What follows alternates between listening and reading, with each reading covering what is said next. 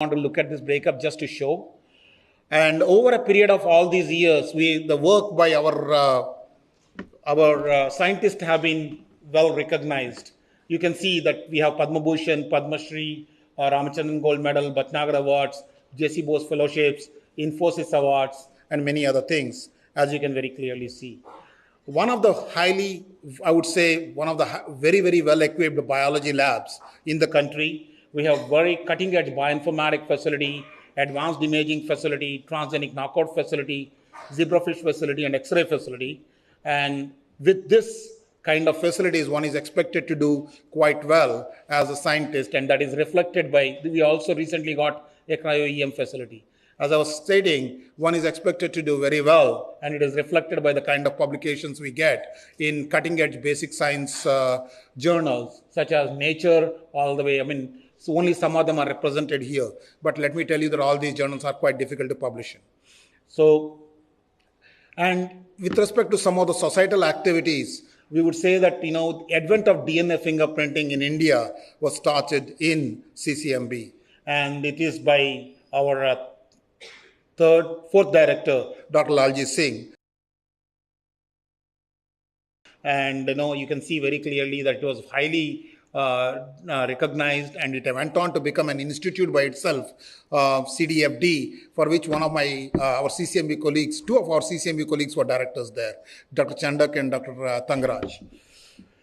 And we have actually worked on improved Samba Masuri rice. Basically, Samba Masuri rice is severely affected by the bacterial blight disease. And they have Dr. Sonti, in collaboration with ICAR, has come up with this particular variety of Samba Masuri, which is resistant to the blight disease, and also it has low GI index. And this is another effort that is of ours, where we have introduction of the Indian mouse deer into the wild. And this is a program that is again a joint effort with the Central Zoo Authority, Telangana Forest Department. This is done in Lakwans. And we have this was established by Dr. Lalji Singh regarding wildlife diagnostics. It's a thing where we can find out what is the animal.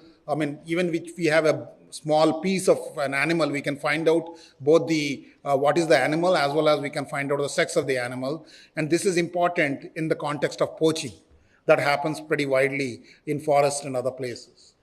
COVID is something where CCMB has contributed immensely. This involved any kind of a viral disease. When you talk about, there are multiple aspects, starting from diagnostics, vaccines, treatment, surveillance, and mitigation. Mitigation is communication. We have done a pretty good job of communicating with public over the last 3 years regarding COVID. Diagnostics, we have come up with one methodology. Vaccines, we have actually standardized the mRNA vaccine in CCMB. Treatment, we have tested drugs for many, both academic as well as commercial organizations. Surveillance, I would say we have done antibody surveillance, which is serosurveillance. We are involved in proving that COVID is through air. And genome surveillance, we have sequenced approximately 15% of all SARS-CoV-2 genomes that were sequenced in the country. Sewage surveillance is something that along with ISCT, we got an award for. And sickle cell anemia is another program which we were heavily involved. If you really know what sickle cell anemia is due to one mutation, which results in glutamate to valine conversion, the hemoglobin becomes sickled, which is essentially tends to aggregate, creating a problem. And this particular thing, we have screened almost 28 lakh people to find out that 11,000 of them are homozygous. And this was the initiative done and taken and done by Dr. Chandak. So we have, in addition to that, for the college kids who are here, we have a strong skill development program, and where we actually training programs at CCMB, various kinds of trainings we do, and this is throughout the year. Went a bit down during the COVID years, but now it came back. And we have very strong outreach activities, which involves young students, educators, users of the CCMB technologies, media, policymakers, and statesmen. Basically, we even have programs for the school kids called Young Innovators program and many other programs which will be available on the web. I urge all the students college kids and the students among you to actually check it out, and because there may be something that you may find it interesting and may give you an opportunity to spend some time in CCMB. This is our way of making you guys interested in more biology research. Right, and some of the articles which are available in web are given here. All right, and the last thing which I'm not going to talk about, but we have started an incubation center called Atal Incubation Center 6 years ago. It is CCMB, AIC CCMB, it is now referred to as. Here we have Dr. Madhusudan Rao sitting on the dais. Is the CEO of this one, and this we have in lot of companies. Anybody with an idea can test out their idea in this place, and some of these ideas have turned out to be good, and they have moved on to set up good companies on their own. Right, that was the vision and risk this thing, and they had 90 plus startups have incubated. This is just an overview of all our activities. You will certainly find among the audience, whoever are college kids will find information regarding more of what we do on our website. You can look it up. Something may interest you, something we may be able to allow you to spend some time with us. Thank you. Before I close, I would like to thank Srinivas for always extending this auditorium to us, and Prakash for always accepting our invitation and coming for all the events of CCMB. Without this interaction and brotherlyhood that we seem to have developed across the 3 institutes, it would kind of, there is a certain easiness that has developed over a period of time. I'm very happy about it, and thank you for all the support.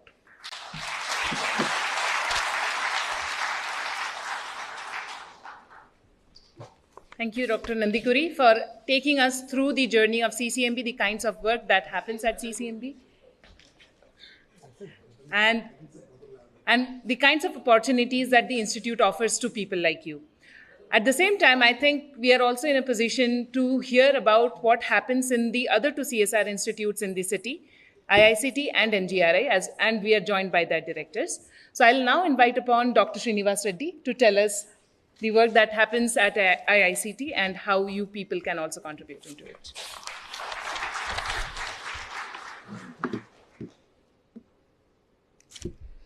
Respected Madam Dr. Kalai Selvi, Director General, CSIR, Secretary, DSIR, my fellow directors, Dr. Vinay and Dr. Prakash, Dr. Madhu, Dr. Somdatta, and all the dignitaries of the dais. There are many seniors sitting in the of the dais, and scientists, students. Very good morning to all of you, and welcome you to this 1 week, 1 lakh program of CCMB. Thanks to our Honorable Minister and Madam DG CSIR for giving suggestions and guiding us in conducting these 1 week, 1 lab programs. I can tell you that this is one of the very successful program across CSR labs. So we got more visibility than before, which is very much needed in changing times. Through this, CSR labs are connecting very much with all the stakeholders, particularly with young minds igniting about science and achievements in science, so that they can also contribute, and also innovators, startups, academia, and industry to look for opportunities. That's how they get to know more about the institute. That's how they get interest in the science and also our institutes.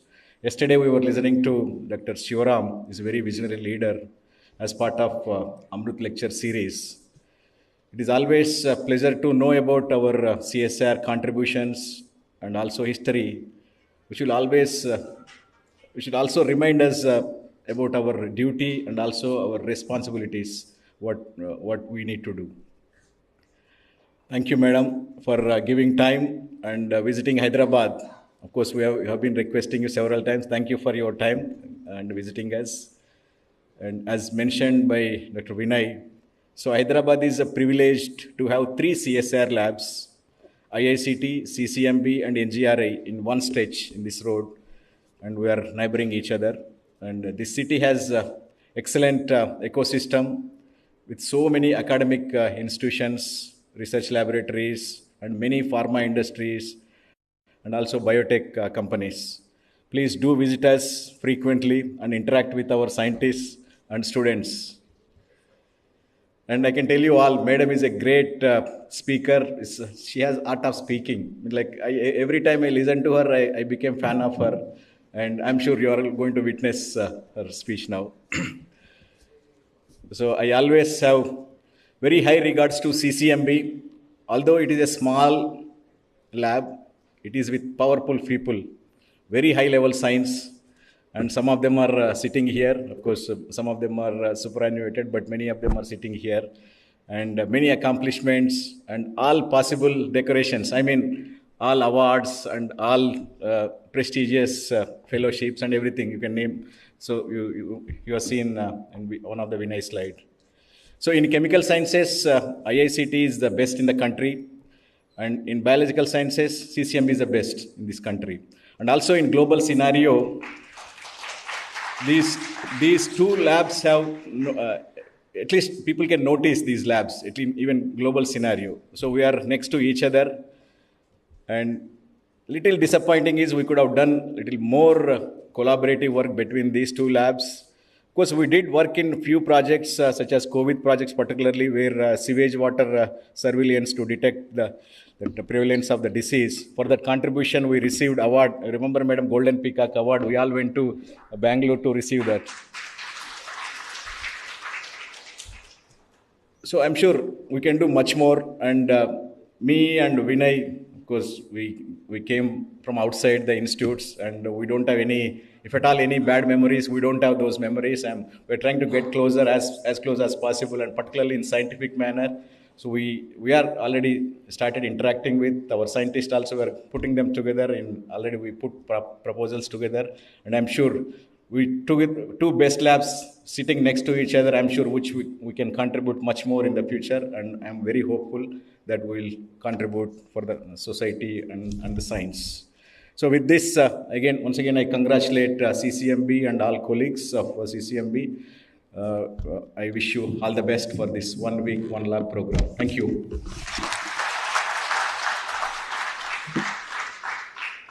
Thank you, Dr. Reddy. I would now like to invite upon Dr. Prakash Kumar to share his thoughts.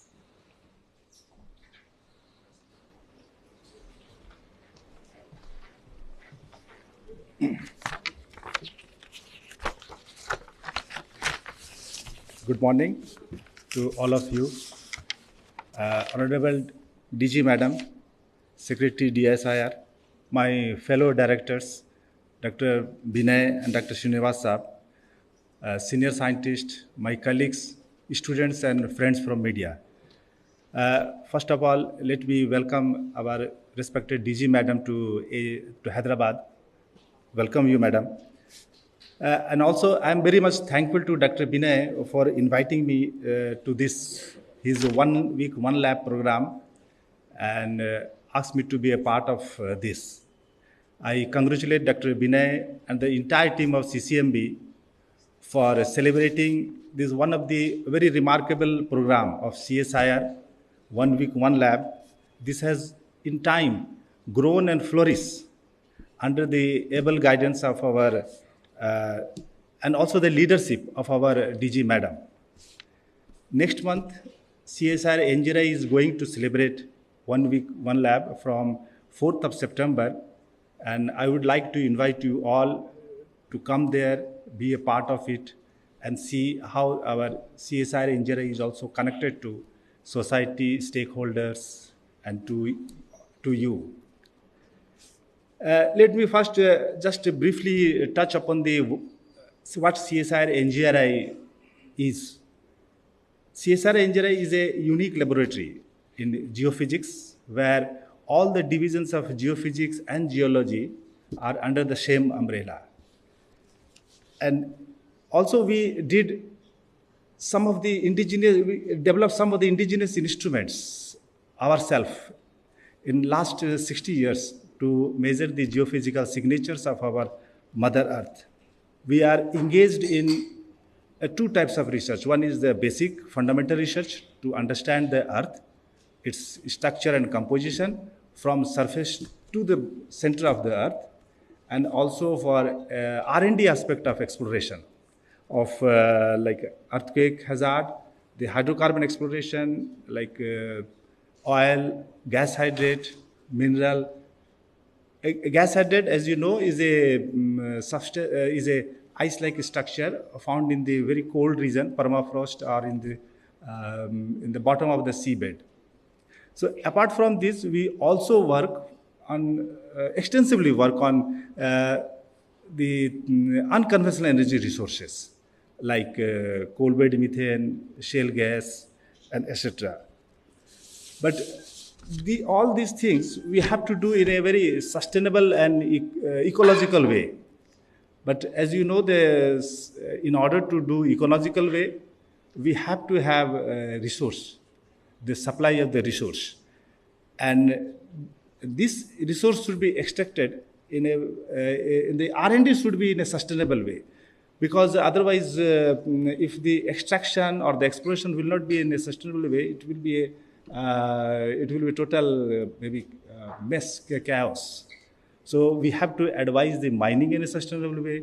We have to extract the groundwater in a sustainable way. But on the other hand, in order to become a developed country, we have to have a continuous supply of resources. And fortunately, our India has a huge resource accumulation. Varieties of resources are there. But the unfortunate part is that we could only extract less than 10% of it, that too from only the shallow surface of the earth. And so the deep-seated minerals, deep-seated resources, hydrocarbons, or the unextracted hydrocarbons are still lying. So with this, I would only say that the CSR NGRI, having the expertise spanning for last 60 years, it has developed the capability to address these problems in a very sustainable and it can provide a scientific solutions to it.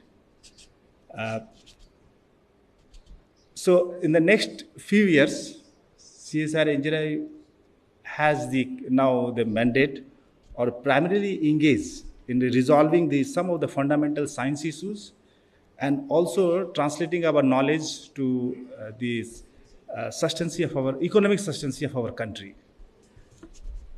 With this, I would again thank Dr. Binay for inviting me and congratulate him and his entire team of CSR CCMB for this memorable day. And best wishes and my support will be always there, as he said, that we all three labs are in a line. So any support, anything if he needs, then we are always ready. And my, again, best wishes, compliments for them a week long ahead. Thank you very much. Thank you, Dr. Kumar. Now we will change our gears and get into entrepreneurship and the field of startups, the world of startups. And to take you onto this journey and give you a brief overview of what it means to have a startup, how does the journey of an entrepreneur look like, I'll invite upon Dr. Madhusudan Rao, CEO of Atal Incubation Center, CCMB. I must also mention that after Dr. Rao's talk, we will have some time to take a couple of questions from all of you. So be ready with your questions.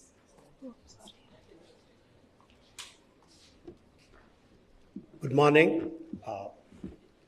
I thank the director of CCMB for the opportunity and also the other laboratory directors.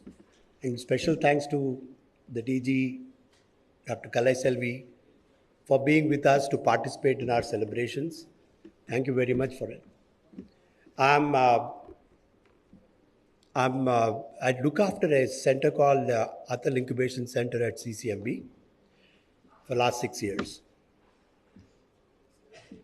And good morning, all of you, the young and the restless. I'm sure you are young and the restless. What I'm going to do in the next couple of slides is to tell you what are all the opportunities out there for you besides the opportunities you normally see before you. one of the center that I'm looking after is promoted by CCMB.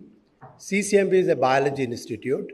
So our focus has been on health and biotechnology. A lot of good things happen in institutes like ours, like IICT, CCMB, and NJRI, but many times they stay with us. There is also we always wanted to increase the impact of these technologies or the ideas that we have and take them out. So one of the things that this particular center, the incubation center, does is act as a bridge. How to take these things, that know-how, the expertise of the institutes to the society and make a difference. And in this particular activity, I want you to look at it as an opportunity as one of your future careers. So what I'll show you is, this one slide is a slide that tells you, it is a kind of very obvious thing that India has a lot of problems. And as you know, probably we are one of the top 5 countries in the world that generate knowledge. That means we know how to find solutions to our problems. But at the same time, we really don't make that happen as much as that we wanted to do. In the last several years, the ecosystem has changed so much. There are a lot of enablers who are created in the system. Like enablers like ours, a lot of incubation centers, a lot of government programs, and probably all of you must have heard of things like the slogans of the government about Atmanirbhar Bharat or Vocal for Local, Make in India. And these things have become much more prominent during the COVID time because we're totally dependent on other countries for our own good. So these things have really forced us to think deep to make our country more self-reliant. These enablers, there are so many enabling systems now in the startup ecosystem, and it encourages many of you who are young and want to do something on your own to become an entrepreneur. Remember, entrepreneurship is a business, but at the same time, while providing you a kind of financial security, it also provides you a kind of satisfaction of what you have been doing because you are impacting either society or somebody's life. So this is something that I thought I'll put it before you so that you would look at it as something, an option for your career to look forward. Please visit us at Atal Incubation Center or our tech show. In the tech show program also we have a lot of people, so please talk to them and see what kind of opportunities out there. So I'll tell you briefly about the advantages of institutes like CCMB in impacting. One of the things that we have done is during the COVID time, all of you know that the cost of a RT-PCR cost around $4,500, but actually it costs $50. Right? But we have the capability, but we never exploited that to our own needs. And it's a low-hanging fruit. So we did a lot of investigations supported by Bill Gates Foundation to assess the capacity of India in producing RT-PCR. Now we have them plenty. Similarly, we have done for Rockefeller Philanthropy to do the same thing for antigen testing. And we also supported by a society called Human Society International to come up with methodology to decrease the usage of animals in drug development. There are so many alternatives that are there. All these things are generated from CCMB, but they're all being taken out so that in an applied context, we can make them work. Similarly, Rural Electrification Corporation has given us some money to take the wildlife conservation technologies that CCMB has developed to the various other states. So we started a lab in Kashmir. Imagine something several hundred, thousands of kilometers away. We are remotely controlling a lab in Kashmir to transplant our technologies to that place. So this is a snapshot or a dashboard of our incubation center. We have more than 100 startups. that went through us in last 6 years. And we have invested something like $650,000 in various companies. We have 20 portfolio companies, but that means we invest in these companies. And these companies have raised $25 million over a period of time. And these also filed patents, 31 patents in the last 6 years. So this tells you something about us. Please, there are so many opportunities which I'll show you.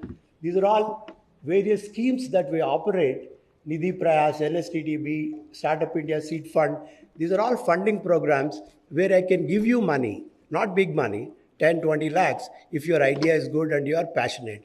Remember, in startups, the first criteria is the passion of the founder. The rest of the things come later. So we have money to give you if you have a good idea and want to push it. So we also been supported by corporate social responsibility like REC and SPMCIL and Blaze. These are all the various companies that come to us to support in a different ways. So what I'll quickly show a couple of things is this is something that I talked about, Humane Society International, where we want to develop a policy think tank, how to reduce the usage of animals in drug development, because there are so many alternative animal models available. So why kill animals? So this is something we do a lot. And also, as I mentioned, we started a lab sometime back in Kashmir. And the next one is this. As I said, well, you are in a metros like ours, you may be exposed to some of these things. How about the people in Tier 2 and Tier 3 cities? In fact, we arranged a visit to the 3 different towns of Telangana, take our show to the road, and then try to tell them what kind of opportunities out there, something like what I'm talking to you right now. So in fact, when we did that, I also got a personal email from the Director General, just telling me that that's a good activity that we have taken up. Thank you for that. So this is our contact. If anybody, as you know, this program of this week is meant for those people to look at research organizations like ours, and also the stakeholders come together and do something that benefits the country at large. If any of you are interested in looking at us further, please visit us. These are our social media handles. And thank you very much, and all the best.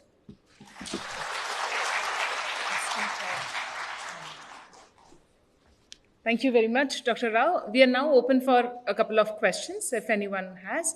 We have colleagues here with mics. So if you have questions, you just raise your hand. A mic will go to you.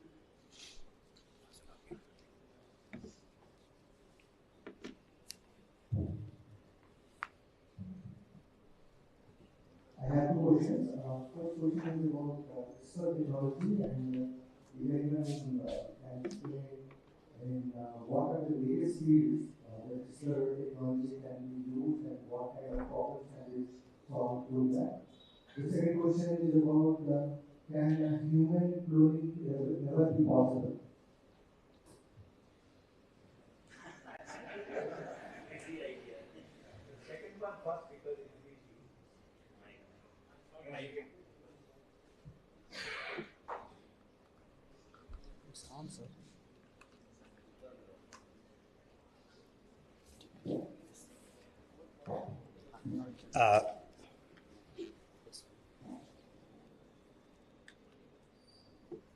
You were asking about cloning of human beings.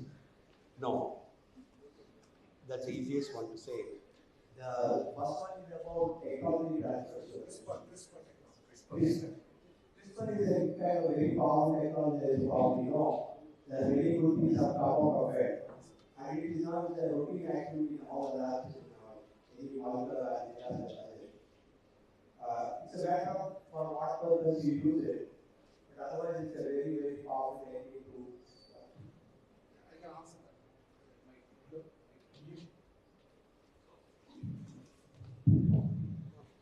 CSIR has IGA actually has something called a Cas9, which is very highly efficient gas mining, which does not make many mistakes, but as efficient of gas mining that is patented abroad. And we have the technology, and IGMP collaboration with many other organizations like AIMS are looking into the possibility of using FM gas mining for actually gene therapy. But this is in its infancy stages, but there is a possibility that the mutations that exist in the genomes of people can be corrected using the CRISPR technology. So what you do is you take the bone marrow cells, and from there you actually correct the mutation and put it back and hope that it gets propagated. It's a long shot, but it is something that work is in progress.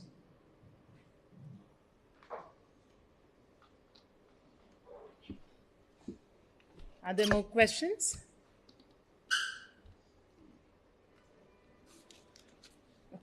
Not again.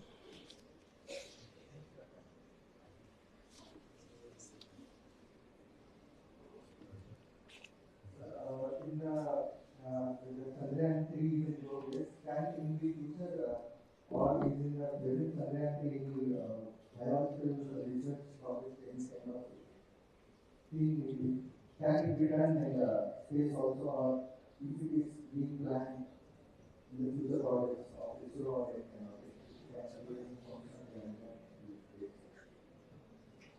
of simple answer to that, we don't have anything in the future. No, because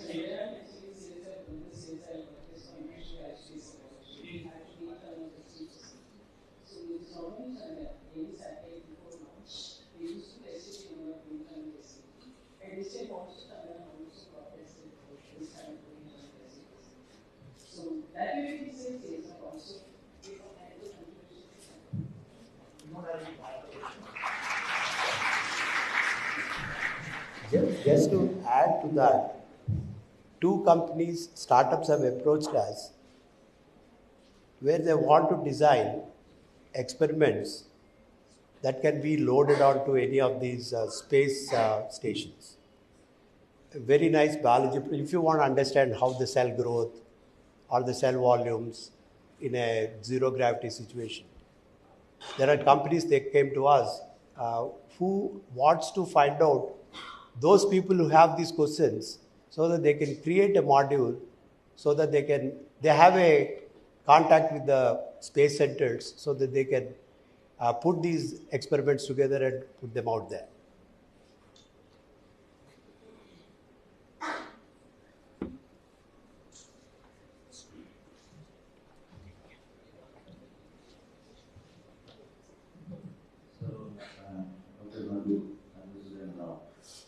We talk about, young and restless people.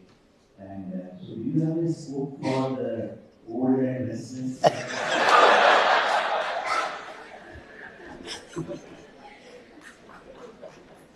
See, you are younger than somebody who's 80.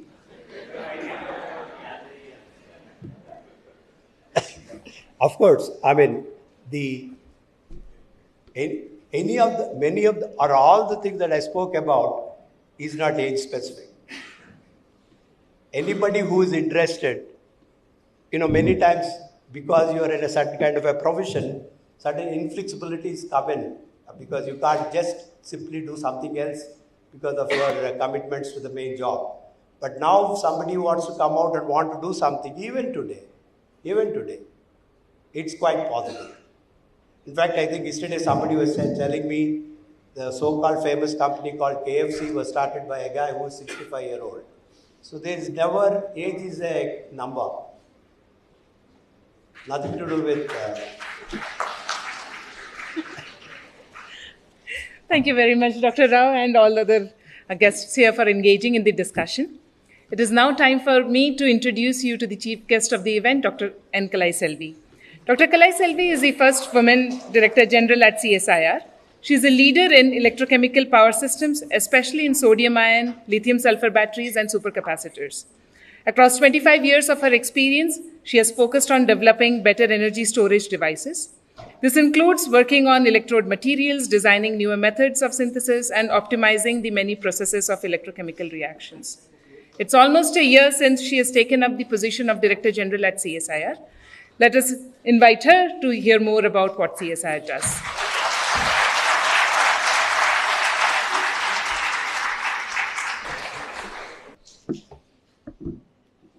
Namaskar, Vanakkam, and pleasant morning to every one of you. I'm very happy to share my happiness with CCMB and all the two sister laboratories. Even though they share brotherhood, love and affection, basically they are sister laboratories. So,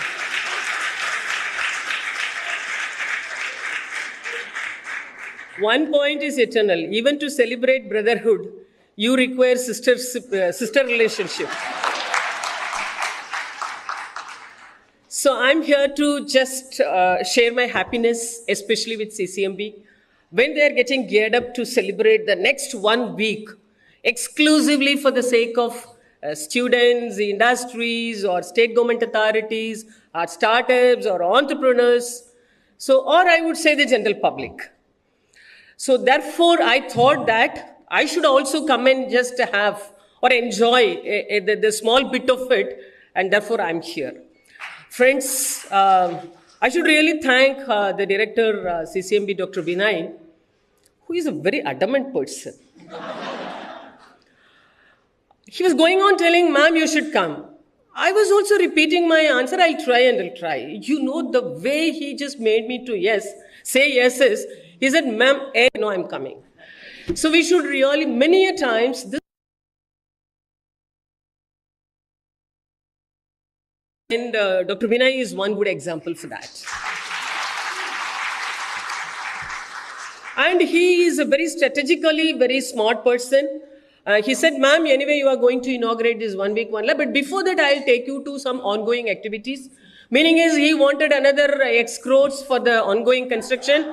And therefore, no, he said, ma'am, you will be thrilled, you will be excited, and I'll take you to a different place, not the laboratory, but the place which is getting constructed.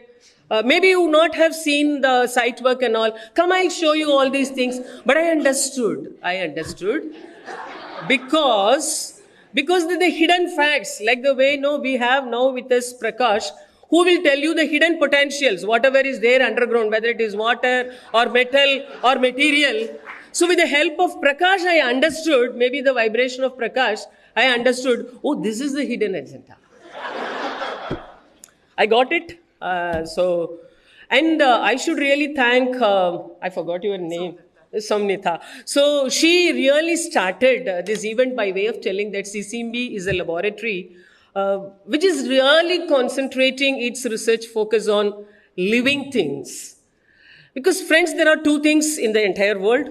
So one is living, the other one is non-living. And Hyderabad, we have 3 laboratories and we are getting addressed all the possible disciplines of living and non-living. So living means whether it is plant or animal or human. I think whatever you say, this Vinay guy will come and say, ma'am, I have a program in it and I have some scientists working in that area. I have a project. If you are coming up with a scheme, I will submit 2 proposals. So I used to think what only this guy is doing. But now after reaching CCMB, I really understand that they have one more area which is called the modern art.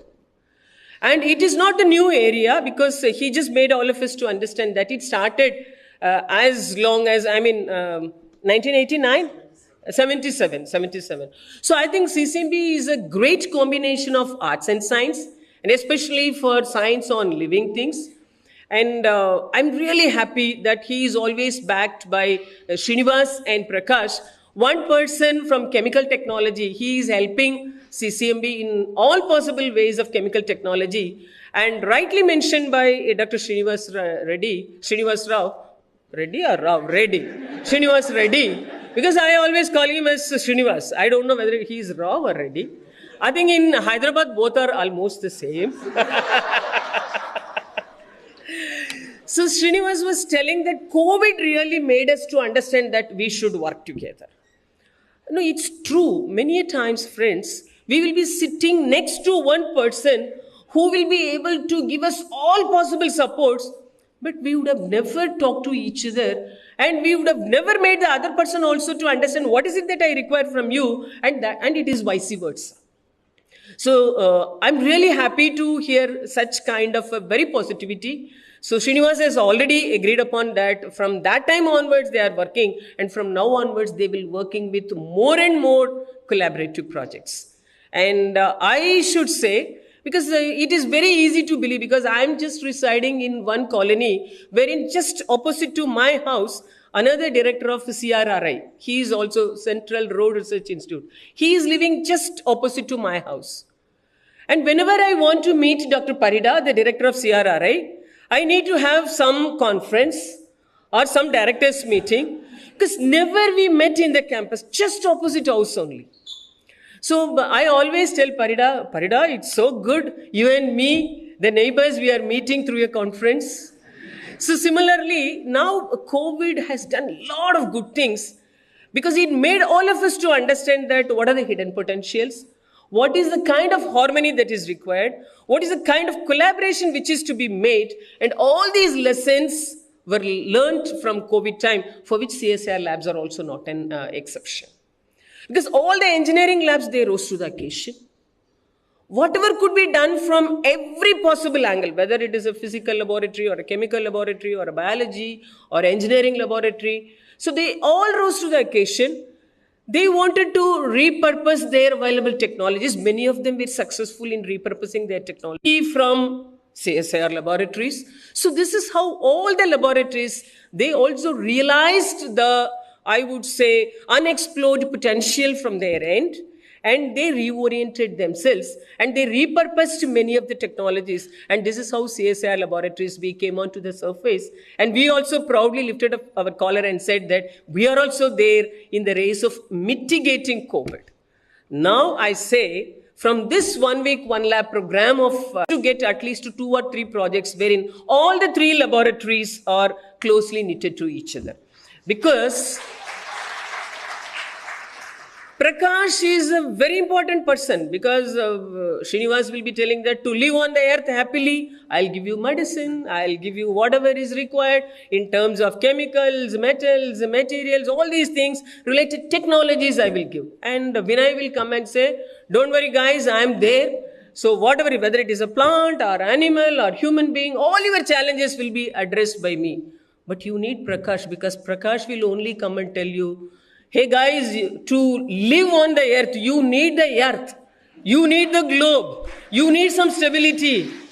Therefore, believe in me. I should only tell you how long you are going to be there, how long the earth is going to be stable, and how many tussles are happening. So, he is also equally important, and he is more than important than anybody else, because we always say, doctors, by putting the stethoscope, because sitting outside, they'll be telling, oh, inside your stomach, all these things are happening.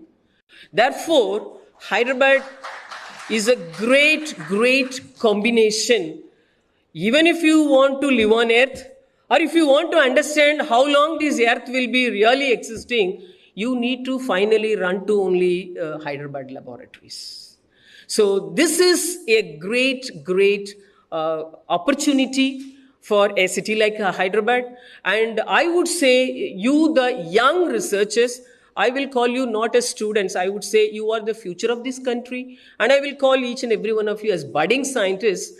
I think you are having the greatest opportunity of listening to all the 3 versatile area-wise researchers from these 3 laboratories. Friends, once upon a time, whenever you ask people, who is your role model? I think sometimes spiritually they used to say, because I want to be like Rama, because I want to have perfect discipline in my life. And sometimes I'll say, I want to be like Harichandra, because I want to talk only the truth. So this is how once upon a time role models were quoted. Then people started, this is more of a spiritual thing or more of a philosophical thing. Then the role models got changed. People started telling, Gandhi is my role model. Vivekananda is my role model. Meaning is they started thinking in the direction of building the nation and how best the youngsters, the young Yanaji, how the team forming, or how to fight for the right thing, what is the extent of freedom that you can expect. So all these things that gave the leadership role, and this is how role models were decided later on. But now, if you ask, who is your role model? Many a times people say, even Bill Gates also, because apart from science, in my opinion, I think business is also getting very important role in the current scenario. But of course, Dr. Abdul Kalam, he made a great zeal of enthusiasm. And at one point of time, if you ask any school student or a college student, including me, even at this age, whenever people ask me, who is your role model? Without any hesitation, I will immediately say Dr. Abdul Kalam. I was just talking to Aishwarya yesterday because I used to say also, when we were kids, when we were the school children or college students, we have never had the kind of an opportunity to go near any kind of a scientist. We have seen only scientists in the textbooks, but now the opportunities are so abundant. You can come, touch, feel who a scientist is. And how do they feel? Yeah, whenever I go to schools, the children will come and say, ma'am, can I touch and feel you? I said, yeah, please. Because very innocently they will ask you, because they just want to know who a scientist is, how a scientist will look like. So I always tell them, scientists will never have any great identity. I also grew like you only. Therefore, you should just give them a kind of a feeling that scientists are not getting defined with a different kind of a specification. We don't have any unique specification. We are one among you. And we also grew like the way you are growing. And in fact, many things were not at all available when the time we were the school children or the college students like you. And therefore, friends, I will say the most privileged community is the present students only. So that way, I should congratulate CCMB. He says, every day he is inviting 300 school children. Meaning is, before these 5 days are coming to a conclusion, at least around 1,500 school children will be visiting CCMB.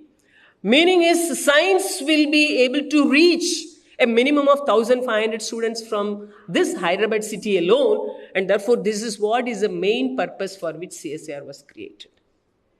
Friends, you may be thinking that CSIR is an organization wherein the science should be developed and it should be finding its application for Indian industries. But apart from that, what for this science is happening, what for Indian industries are existing? It is nothing but to serve the mankind, to touch the lives of the common people, and to serve the society.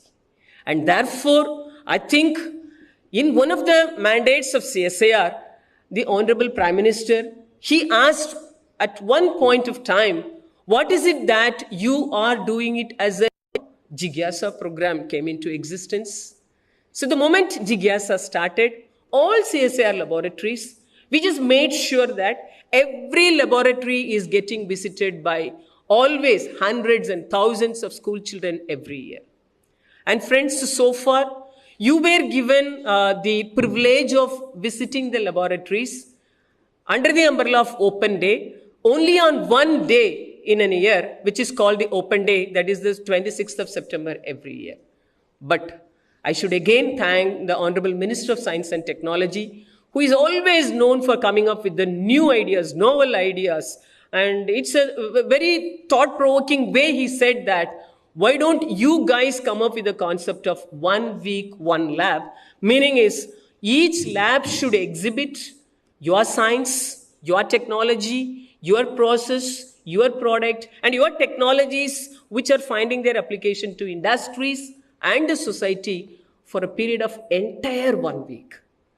There's a strong point that this 1 week, 1 lab is the platform by means of which we can always stay connected with students, industries, entrepreneurs, and startups. So at that particular thing, every lab is celebrating 1 week, 1 lab, and today CCMB is celebrating. And when the presentation was made by the director as well as by Dr. Madhusudan Rao, I think all of us were given a kind of a glimpse of activities. Friends, for a cellular and molecular biology laboratory, you will be thinking that some kind of basic science is happening over there. And therefore, for somebody, it is going to be Greek and Latin. And for somebody, it would be of your interest. And for somebody, it is a totally new learning process. But apart from this basic science, apart from the basic science for its translational and transformational technological inputs for the benefit of mankind, they have two very important attractive things. One is iHub, which was already narrated by Madhusudan Rao, and the other one is Lacoons. Friends, I always used to say the nature has blessed us abundantly with a lot of metal value, mineral value, mines, and also humans also. But apart from that, the endangered variety, whether it is a plant or an animal.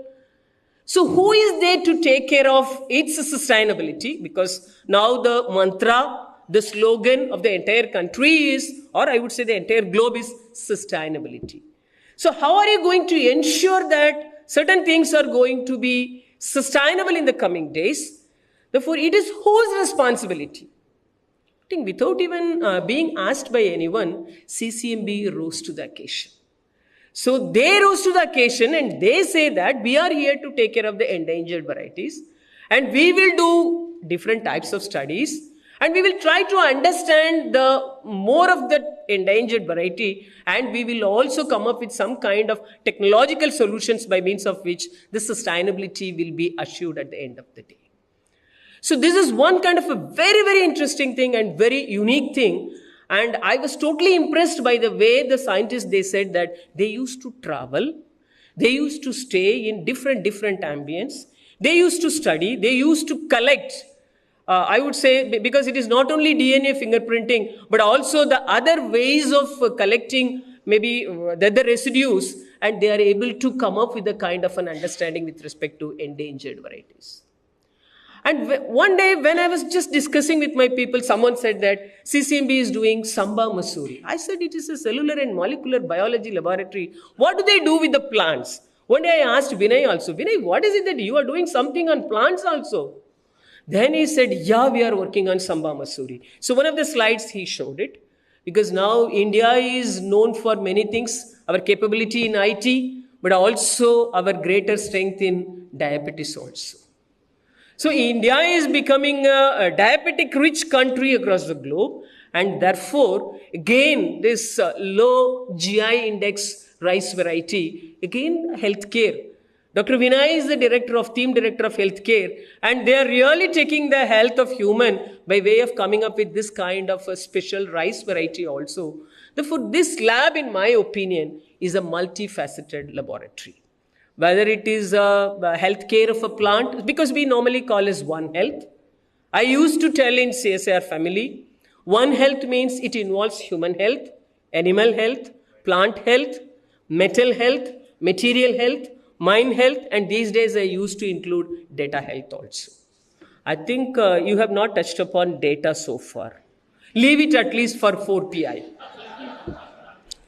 But I really appreciate the way the lab is trying its level best to find its relevance in all possible hot areas. Because now country is really looking for solutions, because somebody is really worried about human cloning, whether it will happen or not. ChatGPT has already started giving more than enough confusions, and you want to aggravate the confusion to the extent that human cloning should also happen. But science always considers all these factors in the very, very positive way. And the way you threw a question in terms of CRISPR technology is also again mind-blowing. Friends, I'm really happy that we were thinking that we are the only people who are all the time talking about this kind of CRISPR technology and all. But now we are so happy it is coming from the audience side. Are you a scientist? No? Thank you. So other than the professional researchers, professional scientists, somebody else is also totally aware of it, interested to know more about it. And therefore, this is the way the system should get learnings from CSIR laboratories. Friends, CSIR is an amazing organization. It was started in the year 1942 when there were no Indian industries, but it was named as Council of Scientific and Industrial Research. Then also you can ask what are the industries, Indian industries, which are getting benefit out of this CSIR. This is where Madhusudan Rao's role is coming into picture. Whatever we do within the laboratory, we can just give a scientific shape and we can go up to a particular technology readiness level. But always Indian industries, like the way which was told by Professor Shivram in his lecture yesterday, Indian industries, I would say even globally, all industries, they just want to take up any technology. They want to adopt any technology only when the profit ratio or the profit is completely assured and ensured. Therefore, everybody is interested to take up the technology at its technology readiness level of greater than 7 or 8. But we, the poor researchers, within the laboratory, we will be able to make up any technology up to a technology readiness level of 4, at the max 5. Therefore, who is there to support the in-between 5 to 8, this kind of a travel from TRL, that is technology readiness level 5 to technology readiness level 8? Who is going to support? So this is the very important and the hot area. It may look like a gray area today, but it is no longer a gray area because we already started thinking that CSIR is coming up with a kind of a concept of technology scale-up corridor. Just today morning, I was just sharing it with few of the topmost leaders of this particular laboratory. So technology scale-up corridors will be created across the country, I believe, because it is only a concept, it is only a suggestion.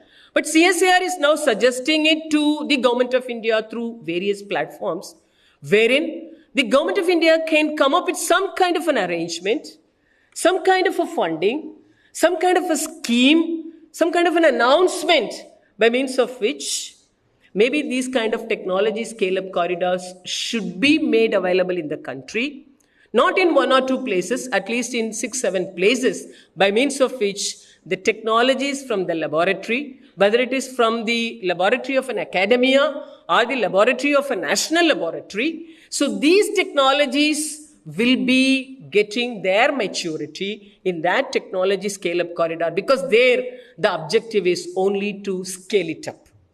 So already POC is done. So if you just want to make it in scales, you really need more money and you really need more confidence, because that involves some amount of risk also. So that is where the academia, industry and research organization, the so-called public-private partnership will happen.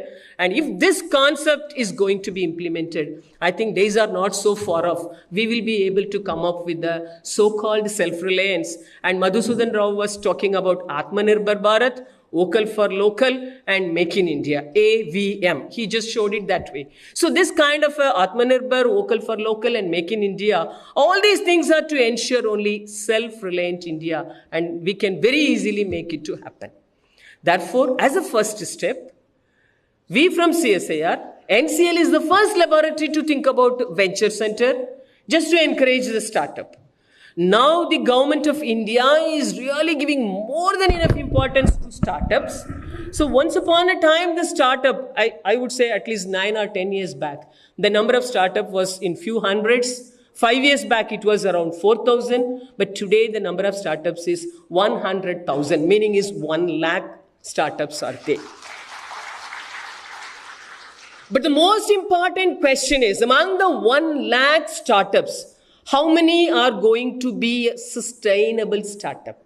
So the Honorable Minister of Science and Technology, Jitendra Singh Ji, will always put it as a question.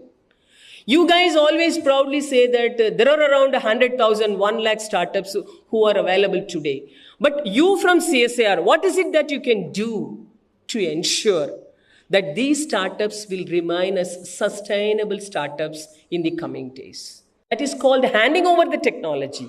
But friends, we from CSIR, we realized and we are practicing now, we are not only just handing over the technology, many a times we handhold the startup also.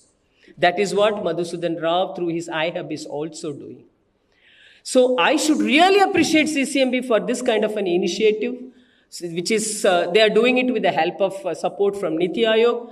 Now they are finding their financial support from MeitY, DBT, and other organizations also. And this is the first time I'm listening to somebody from within my own CSIR family.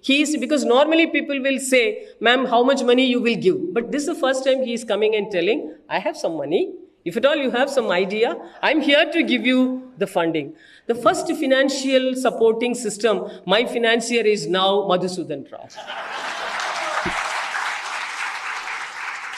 First time in this 1 year time, this is the first time I am just listening to somebody on the stage coming and telling, don't worry, if you have idea, I have money. Many times I want to say, but the words are not coming out. Why? Because you are flooded with ideas. And you know that if DG says yes, definitely she will give. But if I look back my kitty, it is not allowing me to say even one word. But Madhusudan Rao, I really appreciate you. You gave me the comfort zone. Now I can tell you, not only CSIR, even iHub of CCMB is also really willing to accept new ideas, willing to promote ideas, willing to support startups. And I'm so happy that he says that he is having 100+ success stories and few crores have been raised by the startups who really incubated from his particular place. And when we were taking the breakfast, he shared the very great news of 4 research scholars in the recent times. They also started his particular place for doing this startup kind of research as well as technology transfer. Friends, yesterday, Professor Shivram made it as a point. When the country is planning for 2047, and when we from CSIR, we are planning for 2042, why? Because we will reach our 100 years in 2042 itself, because 5 years we are senior to independent India. So in the year 2042, what he said was, from the available number of scientists, a minimum of 1/3 of scientists should be converted, should really consider startup as their research culture. Are we making up our mind to consider this new culture? Because many a times, again, I would say the culture or I would say the fascination is also getting changed day by day. Once upon a time, people believed that the moment you join in any organization, especially for government organization, they will say it's a permanent job. So the day you join your life, you are settled in your life. You need not worry about anything and everything. But again, now the situation is getting changed. Even within government organizations, people, they resign, they switch over from one to another. That is hoping with respect to different organizations is happening. And IT field also really gave a lot of opportunities. They proved it in real-time applications that moving pebbles will also gather mass. Because we were believing moving pebbles gather no mass. That was the proverb. Today the proverb is moving pebbles also gather mass. Meaning is if you are capable, if you are willing to do something, there are so many takers. It is a way you should project, like the way Chandak projected today, that I am 60 years old and I am restless because I want to dissipate my energy in terms of science and technology. Do you have any provision for me? He put a straightforward question to Madhusudan Rao. Meaning is, I fully endorse the views of Chandak. Friends, once upon a time we believed that up to the age of 40 is a performing age. No. Again, it is getting changed. The culture is getting changed. Now, yesterday also, I just made it as a point. Professor Devang Katkar, the former director of IIT Mumbai, he said, I am a 60+ old person, but now only I feel that I am highly energetic. My health care is already taken care. I am fully available for the purpose of science and technology. So in my opinion, 60+ is now assuming additional attraction in terms of their fitness in terms of health and their fitness in terms of capability, because the kind of exposure, the kind of experience that they gained, they will be able to share it. They'll be able to invest it. I won't even say share it because nobody is willing to listen to advices now. So they will be able to invest it by means of which the country can really see the benefits. And therefore, I think in startups, when we talk about sustainable startups, Madhusudan Rao can consider recruiting 60 plus age people for mentorship so that the sustainable startup concept also gets its validity. It's easy to give advice, no? So I'm just giving to him. And so the culture is, again, in science and technology, what is the new culture that is to happen is, I again go with Professor Shivram's words. Friends, up to the age of 60, definitely we can do science and technology in the umbrella of CSIR. Maybe another 6 years or another 5 plus 5 years, 10 years in terms of maybe J.C. Bose Fellowship or some Bhatnagar Fellowship. Some name we can do all these things. But even up to that, like the way he said, how many of us are really making up our mind to get ourselves converted from the terminology or the definition of researcher to a startup? If at all of us are able to think in this direction, whatever I have learned, whatever I have experienced, whatever I have experienced and experimented in the laboratory, can I just put it in real-time application? Can I just become a startup by myself, or can I be a good mentor to another startup by means of which I can really see that it is getting its sustainability? So, Dr. Vinay, so sustainability of plants you are taking care of, sustainability of animals you are taking care of, sustainability of human with a good health care you are taking care of. So sustainable startups also should be taken care by you. So you have the system which is already there in the arrangement, but you can take the help of other CSIR laboratories, come up with some kind of a concept. Let us make some kind of an arrangement by means of which startups see their sustainability in the coming days. And friends, I wish to conclude my talk by telling only one very, very important message. I used to tell it whenever I happen to meet students. It is nothing but reiteration from my end. Friends, to what extent, my young friends especially, to what extent you believe in yourself or you believe in India, I have no idea. Because it's becoming a fashion that it's happening in US, it's happening in Europe, it's happening in West. No, what's happening in India? Please have a look at it. No way we are inferior to anyone. And the history is now getting changed. Once upon a time, two countries were lofted by the entire globe for its population. One is China, the other one is India.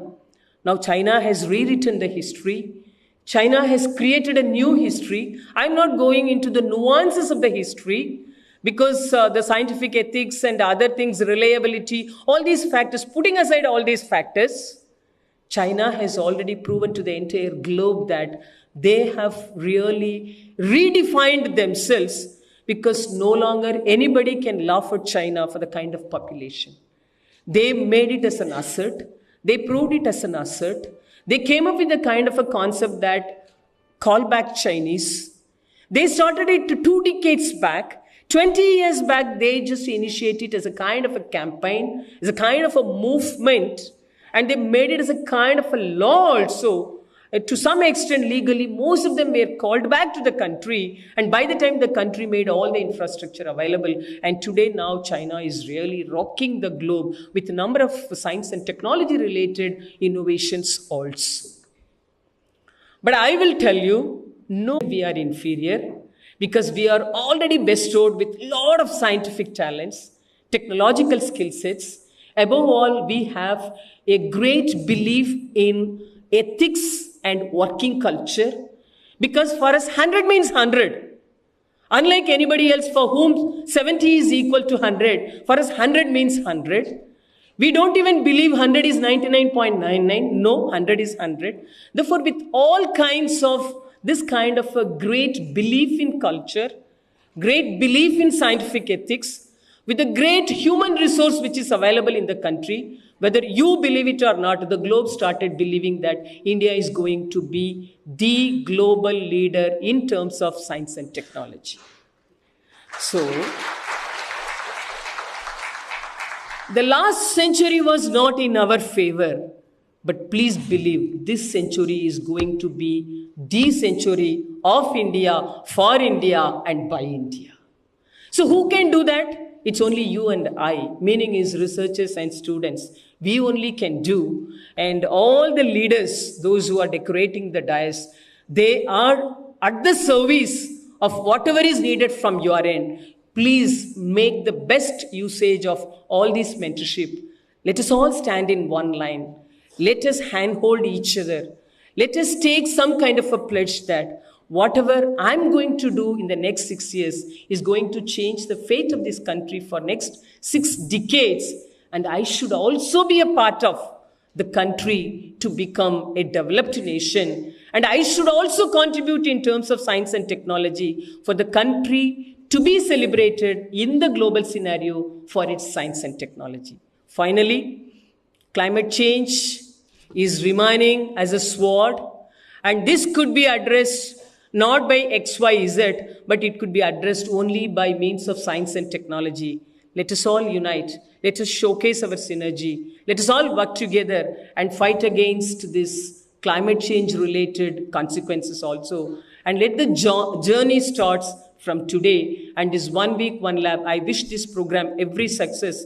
And I wish to congratulate not only Vinay for his leadership, but the entire CCMB family, along with the family of IICT and NGRI, because all the three are working with respect to each other and they're supporting each other. I wish this event a grand success. Thank you so very much. Namaste. Have great times. Thank you.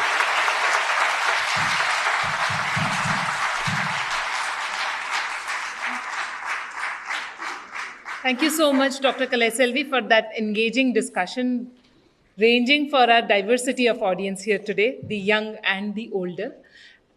We now have time for 2 questions, if anybody would like to ask from the audience. What is the impact of AI and is there a possibility of integrating AI with something like these solutions? What is the impact of integrating AI with these solutions? Is there a possibility?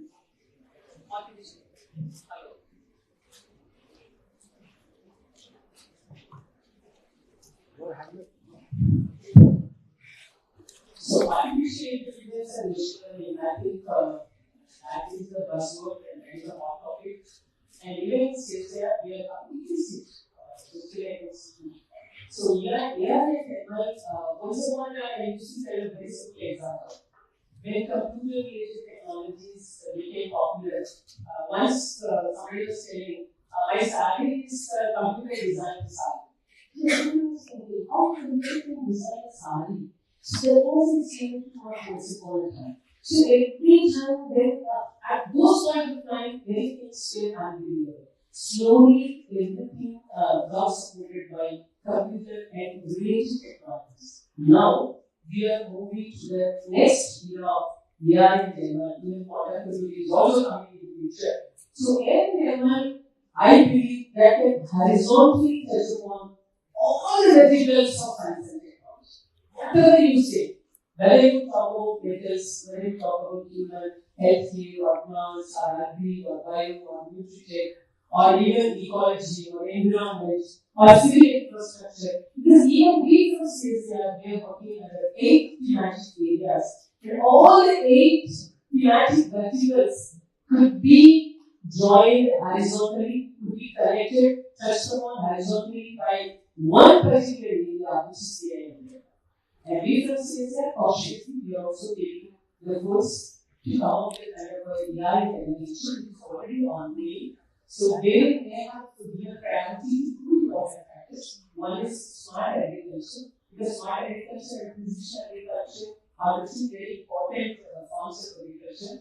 I used to share always, once upon a time, farmers things, we had a kind of generation for farmers. But in the 21st century, farmers, you can just look at a farmer who is just appearing with the coat suit and tie, and he's talking not only English but also he's talking in different languages. And he talks about the science behind his farmland, the science behind the grain that he's doing, whether it's paddy or any other thing. And he talks about the complete technology behind it also. So this is how the area of agriculture is becoming smart agriculture and precision agriculture, drone technology is also adding value. That is one. And the second part of AI that we are already doing is with respect to metals and minerals. But we wish to extrapolate to touch upon all the remaining materials also, and we are already at it. And this financial year also, another significant version of AI level distribution program will be hugely funded by CSIR for its next version. So we are on it. Did I answer your question? Because that's also Anybody else? We have time for just one more question. If anybody has. Perfect. Your eligibility condition is finished because already you have taken two questions. Now we can see her.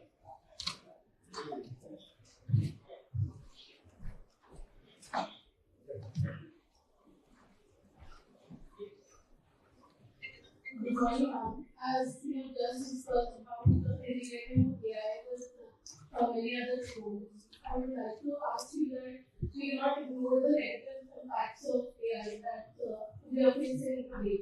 So, are there any measures you people have taken to compromise those negative effects? Because AI, the major concern is that AI, so there's any measures that you guys have taken to compromise people? I think it's a good question. Whenever in data science and technology, any new technology or new invention happens, always it will be debated for its pros and cons. When computer technology became popular, also people said that when computers are going to take everything, I think a lot of employment problem is going to happen. And similarly with robotics, now also robotics is getting popularity. And in many cases, robotics-based automation is becoming an interferer. It doesn't mean that a human will be completely thrown off from that one. Even though we talk about driverless cars or gearless cars, again we need a human touch. Because when there is a sudden break happens at the edge, then the next coming car from behind, they should also have some kind of understanding. So all these things are already taken into consideration whenever science is coming up with new areas like that for which AI level is also not an exception. But in my opinion, AI and ML for this expansion will not affect the opportunities of humanity, because whenever you feel that my chair is getting occupied by AI, therefore I should understand that I should find a people. So when whatever I was doing to be done by AI and ML, now I should think about what next. What is the area in which I should move on, the needs of which I should still able to prove that my existence is really required for the group for its existence. So, and I believe in circular economy, and also I believe in the balancing, natural balancing. So whenever this kind of innovations take place, automatically the next iteration will also happen. And we from scientific side, we should ensure that we are taking all these points into consideration. I can completely understand, because at your age, had I been you, I would also go the same question. But when you become like me at this age, you will understand that yes, it was not the mere words which were told by Tyson, which is getting proven in action. So I still believe that whatever is being occupied by computers, whatever is being occupied by robots, whatever is being occupied by AI and ML, still there is a place for human brains. Because human brains only design all these things. Always we will remain as supreme power. And other nature will continue to remain as the most supreme power. So this is the arrangement of nature.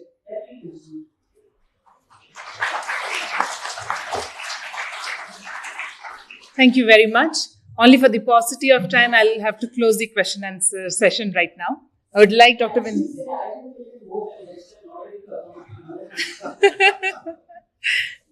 I'd like Dr. Vinay Nandikuri to felicitate the chief guest, Dr. Inkalai Selvi.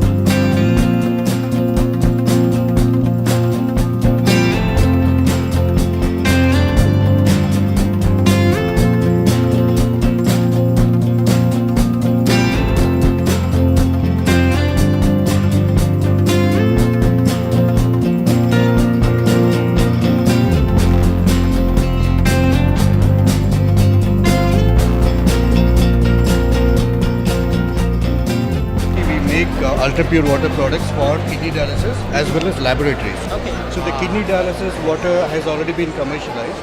It's in about 50 hospitals all across India. Now this is our second product. By the way, it's based on ISCT technology. Membrane is based on ISCT. So now this is Milky water. Right? This is Milky water. So we are looking for right. So we are looking for your support to put this in maybe CSIR labs first, and then go to the larger market. Just make it as a pamphlet. Yeah, circulate it to all the laboratories. Sure. Then we can Yeah. ask few people to share the feedbacks. Yeah. Then we can ask people. And we've actually compared this on the HPLC with your Milky machines, and it's quite equivalent. So the measure we look for is resistivity and endotoxins and all that. We are very, very comparable to Milky. All the very best. Thank you. One bite about your what you feel about this startup. Just one bite, yes. No, I think this entire arrangement is covering all the facets of not only the cellular and molecular biology, but also the human healthcare, plant healthcare, and animal healthcare. The kind of response that is being received from students and the general public is also just beyond my imagination. I'm really amazed, and I'm more than excited to see, because so far I have been just listening, but today only I'm just seeing. Seeing is believing. So I fully believe that real great science is going on here. I'm really happy. Thanks. To stay informed about the startup ecosystem, subscribe to My Startup TV. The Industrial Innovation and Technology Expo 2023, organized by the Federation of Telangana Chambers of Commerce and Industry (FTCCI), will be held from 28th to 30th June 2023 at the High-Tech Exhibition Center in Hyderabad. We, FTCCI, we are organizing an Industrial and Technology Expo to showcase the vast technological advances that are happening in the state of Telangana. On 28th, 29th and 30th, if you are a person who are looking at displaying your innovation, or if you are a person who want to look at what are the innovations which is happening and the technology around it, so this is the right place for you to be here and explore your ideas or learn from the ideas of others and enhance your business and growth.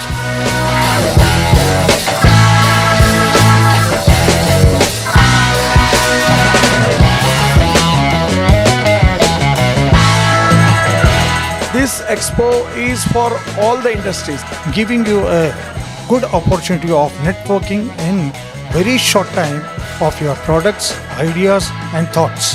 Looking forward to see you all at the ITEX exhibition on 28th, 29th and 30th of June at the Industrial Innovation and Technology Expo 2023. ఎన్ని రకాల వస్తువులు అయితే మీరు manufacturing చేస్తున్నారో ఆ ప్రొడక్ట్లను మొత్తము దాంట్లో exhibition చేస్తే మేము విపరీతమైన పబ్లిసిటీ చేస్తున్నాము. మేము దాదాపు ఒక 15 నుంచి 20,000 మంది 3 రోజులలో వస్తారని ఎక్స్పెక్ట్ చేస్తున్నాము. I wish startups grand success. If you missed it, you are missing your ideas and innovation.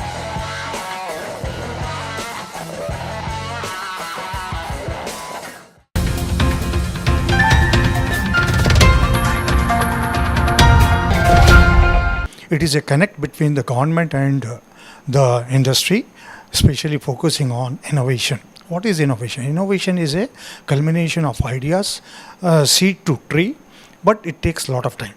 So also, when you want to reach individually, it takes years together to tell about you, because it is an idea. Many may have several questions, and today is an important factor of networking and smarting work together.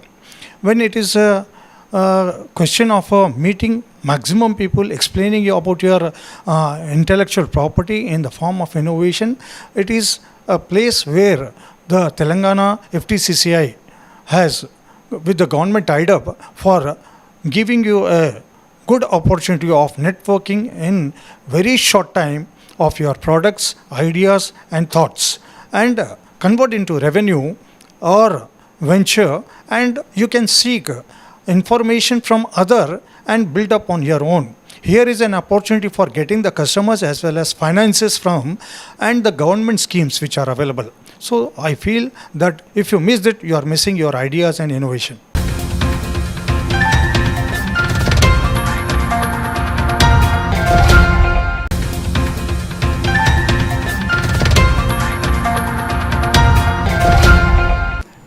I'm happy to tell you that FTCCI is doing this industrial expo on 28th, 29th and 30th.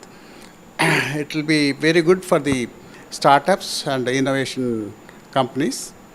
It's being organized by FTCCI in collaboration with Government of Telangana, and all the startups will be reimbursed up to 80% to 100% of their investment on the expo. It's a very good initiative from FTCCI for the benefit of all the startups. I wish startups a grand success.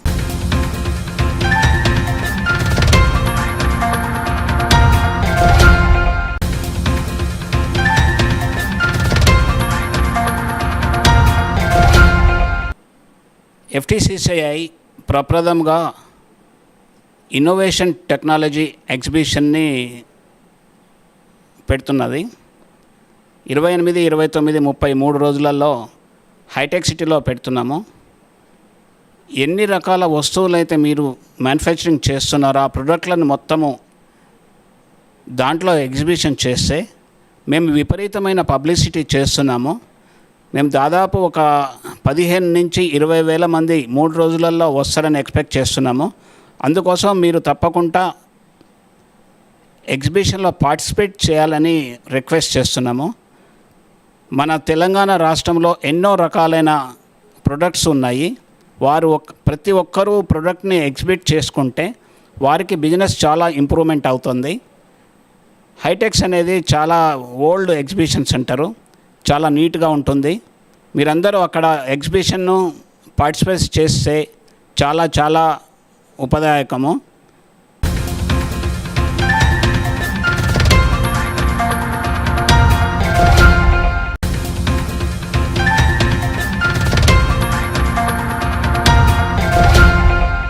We from FTCCI, we are organizing an industrial and technology expo to showcase the vast technological advances that are happening in the state of Telangana and across the country. This exhibition is completely sector agnostic. There are participants coming from food industry to EV industry, so there's a wide range of companies coming and participating. If you would like to know more about what kind of technologies that are available in the market and what are the upcoming technologies that are coming in the market, I suggest you to either place a stall or come to the exhibition and find out more about what kind of business opportunities that are available. From FTCCI, we can arrange B2B meetings for any of the interested players, or if you want to showcase your product, we have great spaces available, and we are participating, organizing this meeting along with MSME. So there's a huge support from the central government also to showcase these products.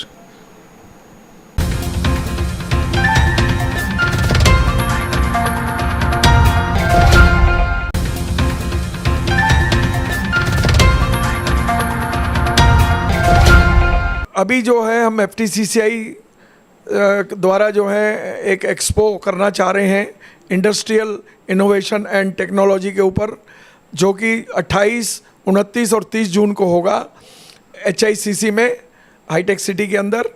और मैं सभी से request करता हूँ, ये जो expo है इसमें हम अबाउट 150 स्टॉल लगाने जा रहे हैं, जिसमें करीब आधे तो हमने ऑलरेडी सोल्ड आउट हो गए हैं, 75 स्टॉल चले गए हैं और 75 स्टॉल अभी हैं. अभी आपके पास टाइम है, 20-25 दिन का टाइम है. सब लोग जो हैं इसमें अपने अपने इंडस्ट्री के, पहले हमने कुछ स्पेसिफिक सेक्टर के लिए किया था, 4-5 सेक्टरों के लिए, मगर हमने सोचा कि FTCCI सबको कैटर करता है तो वो लोगों को क्यों वंचित किया जाए. तो सब लोग जो हैं अपना वहाँ पार्टिसिपेट कर सकते हैं. 75 स्टॉल अभी बाकी हैं और उनको अच्छी माइलेज मिलेगी. देखिए, स्टॉल लगाना एक अलग चीज़ है, विजिटर्स बहुत रहेंगे. ये स्टॉल हमारा इंटरनेशनली वो है, क्योंकि बाहर से भी कई कंट्रियों से यहाँ पार्टिसिपेट करने जा रहे हैं लोग, और वो लोग भी स्टॉल लगाएंगे, तो आपको एक्सपोजर अच्छा मिलेगा. तो सब लोग जो हैं यहाँ पर अपना इंडस्ट्री के जो भी प्रोडक्ट हैं उसके लिए स्टॉल लगाएं और जल्दी से जल्दी, क्योंकि फर्स्ट कम फर्स्ट सर्व वाली बात है, फिर बाद में आपको ये नहीं होना चाहिए अरे मैं रह गया। तो आप जल्दी से जल्दी स्टॉल को बुक करिए और पार्टिसिपेट करिए, आपको अच्छा माइलेज मिलेगा। और FTCCI के साथ जुड़ने के लिए आपको जो है एक बहुत बड़ा प्लेटफॉर्म है ये FTCCI का। आपको पता चलेगा कि व्हाट FTCCI, आज FTCCI किस 106 साल पुरानी संस्था है, जहाँ की हमारे पास 20 एक्सपर्ट कमेटीज़ हैं यहाँ पर एक एक एरिया में, और हम लोग गवर्नमेंट और इंडस्ट्रीज़, ट्रेड और कॉमर्स के बीच में एक ब्रिज का काम करते हैं। और जो भी इंडस्ट्रीज़ का प्रॉब्लम होता है वो हम गवर्नमेंट के सामने रिप्रेजेंटेशन देते हैं, और महीने में मतलब उनका काम 90% तो हम करते हैं, कोशिश करके हो जाता है। कोई 10% किसी की उनकी गवर्नमेंट की तकलीफ होती है, नहीं कर पाते, वो अलग बात है, वरना तो सारे जो भी हमारे प्रपोजल रिप्रेजेंटेशन जाते हैं गवर्नमेंट मान लेती है और सबके लिए फ़ायदेमंद है। आपको भी एक्सपोजर FTCCI के साथ में जुड़ने का मौका मिलेगा, और स्टॉल लगाएंगे तो आपके प्रोडक्ट का भी जो है आपका फ़ायदा होगा, प्रोडक्ट को सेल करने में ईजीनेस आएगा, आप प्रमोट कर सकते हैं आपके प्रोडक्ट को। तो आप ज़रूर से ज़रूर 28, 29, 30 जून के लिए तैयार हो जाइए और आपका जो है प्रोडक्ट के लिए स्टॉल लीजिए।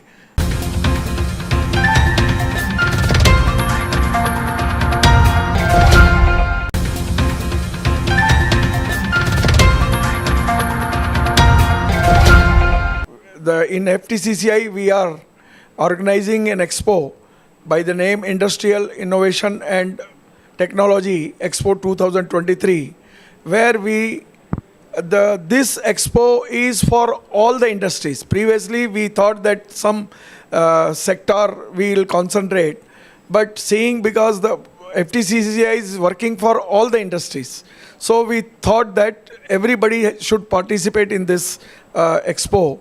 And we have about 150 stalls there, and almost half of it is already sold out, and another 70 to 80 stalls are still to be sold.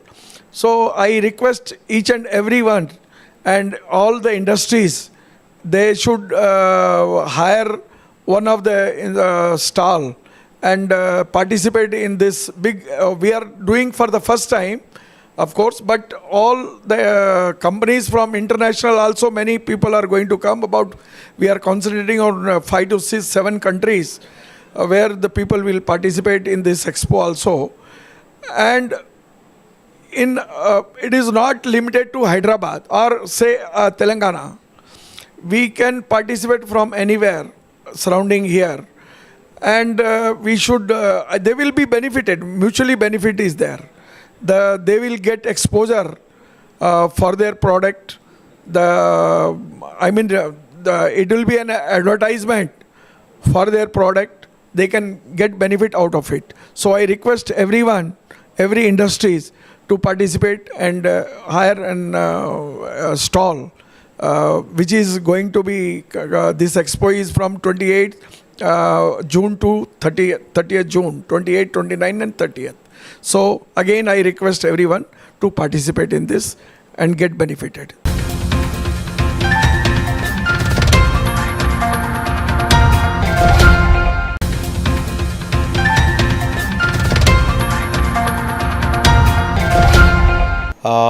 We, along with the government of Telangana, is organizing Industrial Innovation and Technology Expo 2023.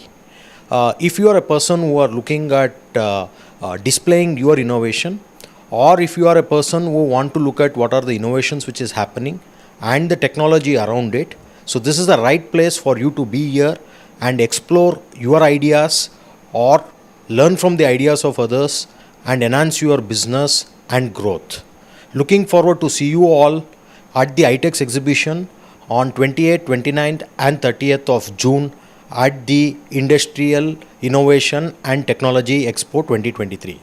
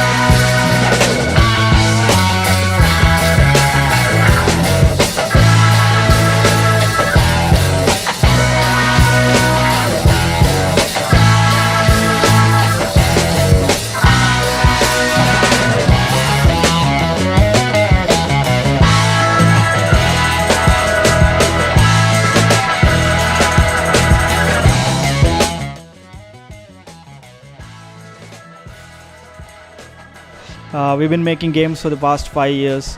We made a bunch of 25 plus games for a bunch of RMG companies. So right now we are showcasing Occult Chambers.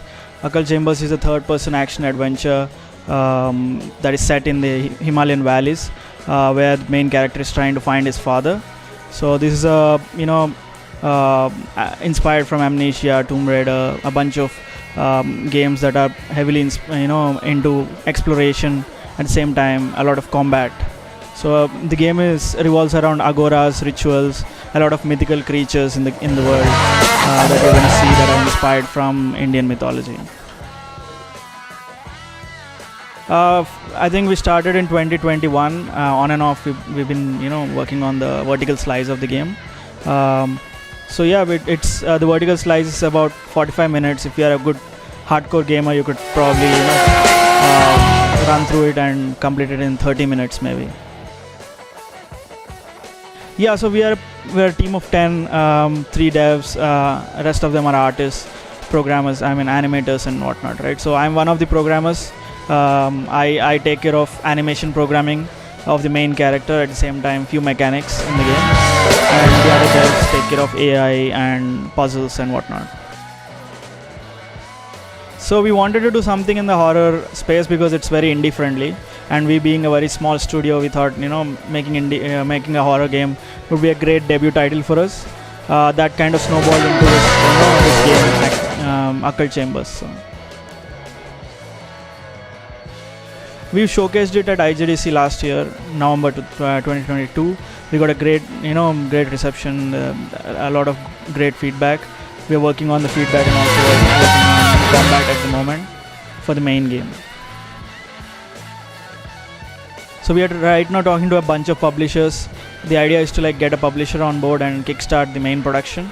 Obviously, we being a bootstrap studio, we cannot fund the whole game. So we are actively talking to a bunch of publishers.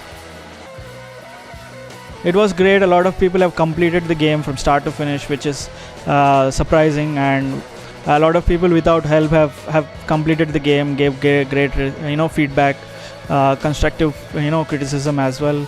So we are all taking all this feedback in, and we'll go back to the drawing boards.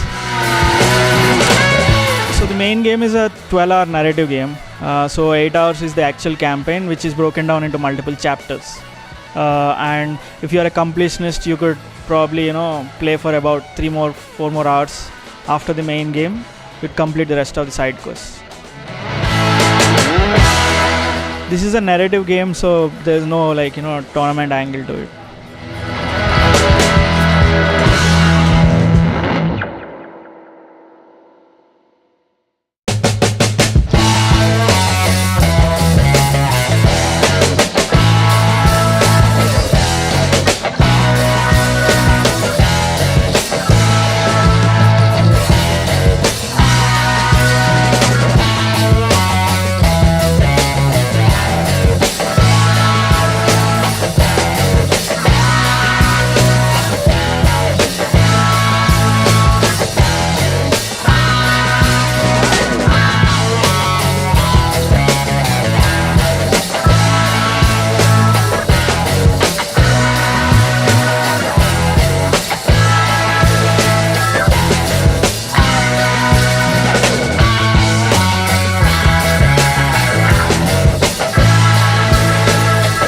We at Brahman Studios are making a game called Om the Game. It's inspired from Indian mythology and our ancient Indian scriptures.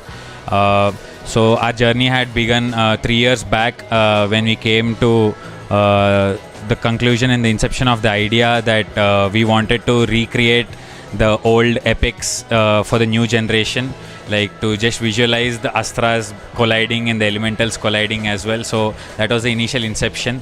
And also, since the world, the Indian audience especially, had been introduced to multiplayer gaming and 3D gaming, we wanted to tap into that and give the best possible experience for the players.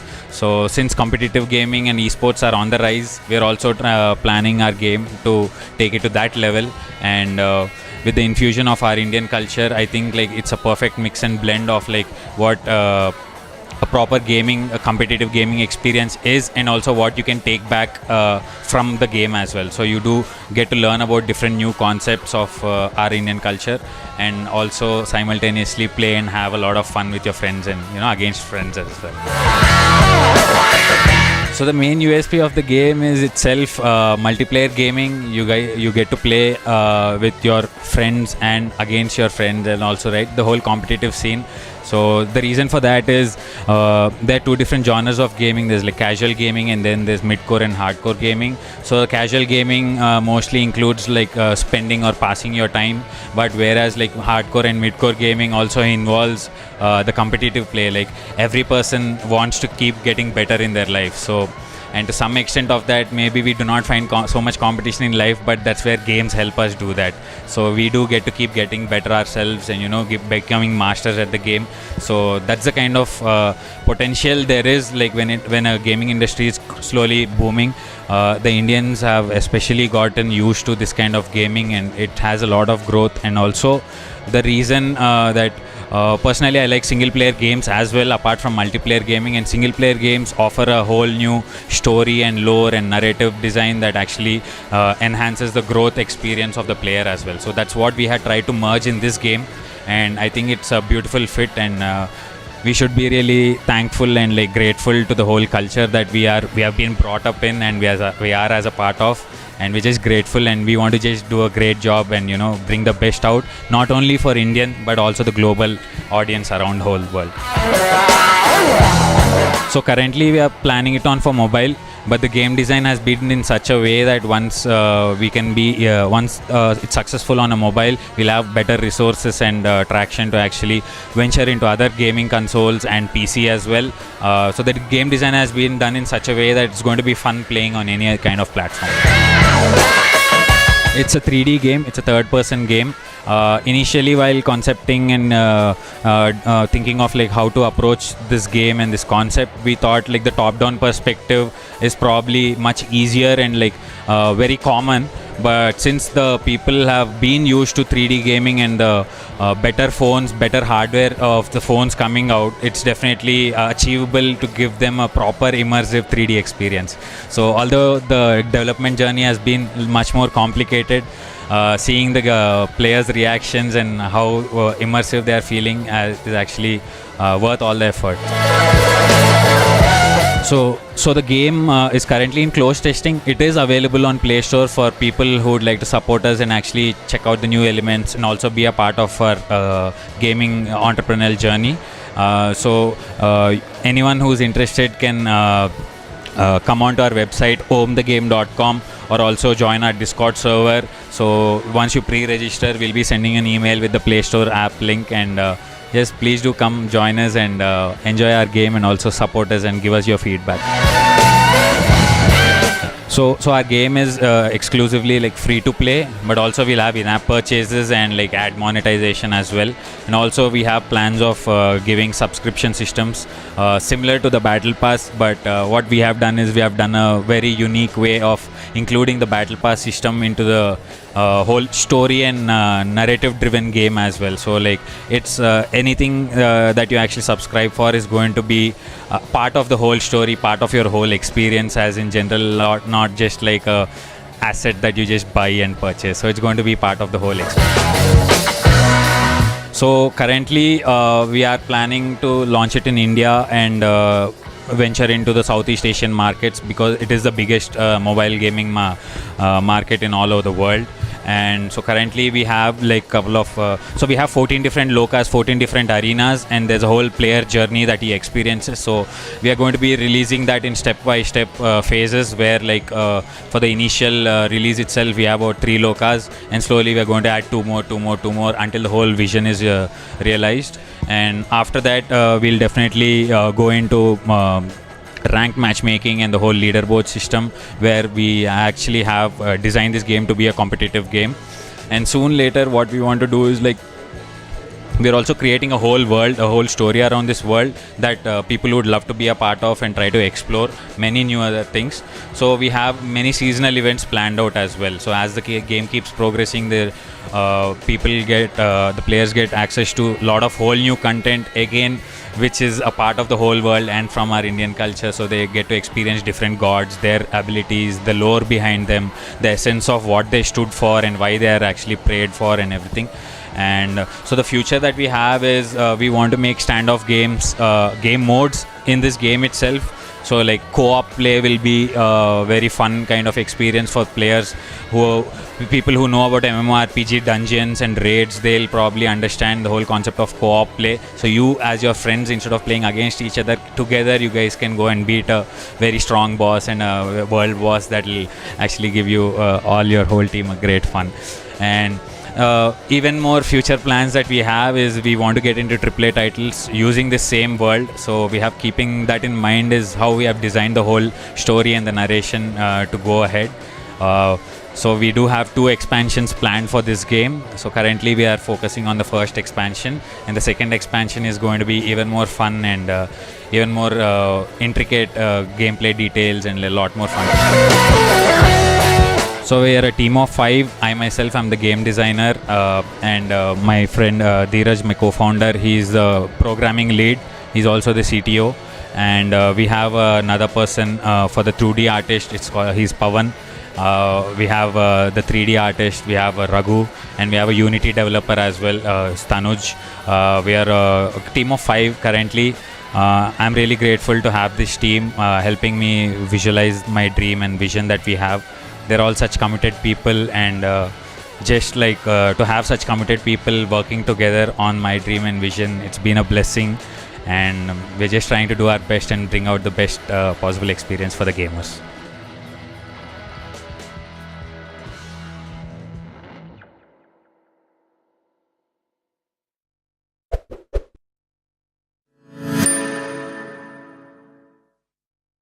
The Hyderabad Gaming Weekend 2023 was an exciting gaming event that brought together gaming enthusiasts, startups, and industry professionals, providing a platform to showcase the latest advancements in gaming and foster collaboration within the gaming community.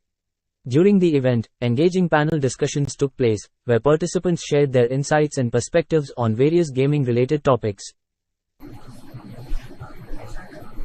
Hi guys, this is Hyderabad Gaming Weekend. This panel is about careers and opportunities in gaming. I would ask the panel to introduce themselves, and then we'll start the Q&A. Hi, good evening to all of you. This is Balakrishna, Professor and Principal from Backstage Pass Institute of Gaming and Technology. Hello all, I'm Vaibhav Mahajan, founder and CEO of Abracadabra Software Solutions Private Limited. We are based out in Nashik, and we came up with India's first 3D RPG war game called Tanaji the Maratha Warrior. Hi. Hello everyone, my name is Keval Shankar. I work as a technical artist at a studio in Austin, Texas called Games. Also work as an advisor here at Indian Startup Studio in Hyderabad, and I also run my own studio called Incubators. I'm Samthit. I'm founder of One Monkey. Been around 5 years now. Currently making achievements. So let's start with a few questions, and then we'll probably discuss a lot about gaming in general. So the first question is, what specific skills or qualities do you believe are essential for a successful career in game design or development? We could start. Yeah, so to become a game designer, first of all, he must be a very creative person. He must be in a position to visualize the entire game in his mind. Then based on his visualization, he need to start preparing the story, set of rules, regulations, and all. So he must have creative and visualizing skills, first of all. Later, certain added technical skills to prepare the story, to prepare the rules, regulations, levels, world, all these things.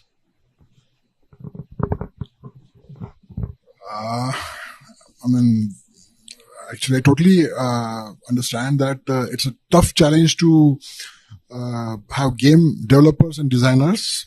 And my fellow colleague, CEO of Backstage Game Pass, has been successfully doing it since from many years. So, as far as the game developer and designers are concerned, apart from these two categories, there are like multiple other categories has been a requirement in the game industry, such as screenplay writers or mechanics. Then there would be somebody who can definitely help out with, art, game art specialists. So all these categories has been a concurrent requirement nowadays. And as India is progressing with game development, we see a huge bubble is going to be created in the gaming space. And we need all those people. To be a good gamer or game developer or designer or an artist, you need to understand the basics of the trade.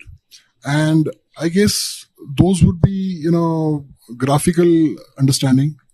Then it would be, coding. If it is coding, like if you want to become a game developer, then you need to understand Unity, you need to understand Unreal, and there are a few other studios which are very important. So those, there are like specific languages like C#. Then there is like TypeScript. So all these languages need to be learned properly. As for the artist is concerned, you need to have some insight towards the art, So you should have that from within, and then only you can able to justify these kind of things actually. For screenplay writers, you need to have a creative angle to write screenplays. You need to have some basic thought process behind it actually, and these are all, it's a combination of an inherent understanding of that subject plus some training, which a lot of folks are doing right now in India. Just to reiterate, your question was on game design, right? How and development. Okay. So a few things, just to categorize just those two specific departments separately. In order to be a game developer, you need to understand how actual development process works, figure out niche and a specific role. Essentially, your job is to actually find the fun in a game, and that is very, very vague. Different games will have different definitions of fun.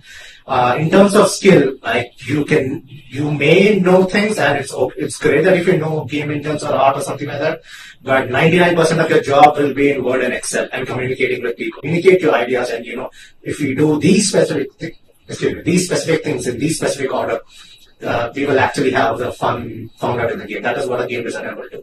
In terms of a developer, as the other panelists mentioned, it is a lot of things, or do I just like to solve things and all that? So it is some sort of soul searching that an individual has to do. But yes, this is the broader aspect of like what.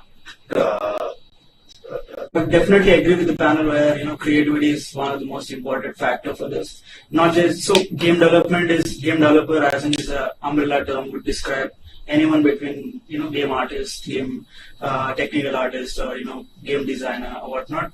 But the core thing that unifies all of them under one discipline is the creative aspect of it.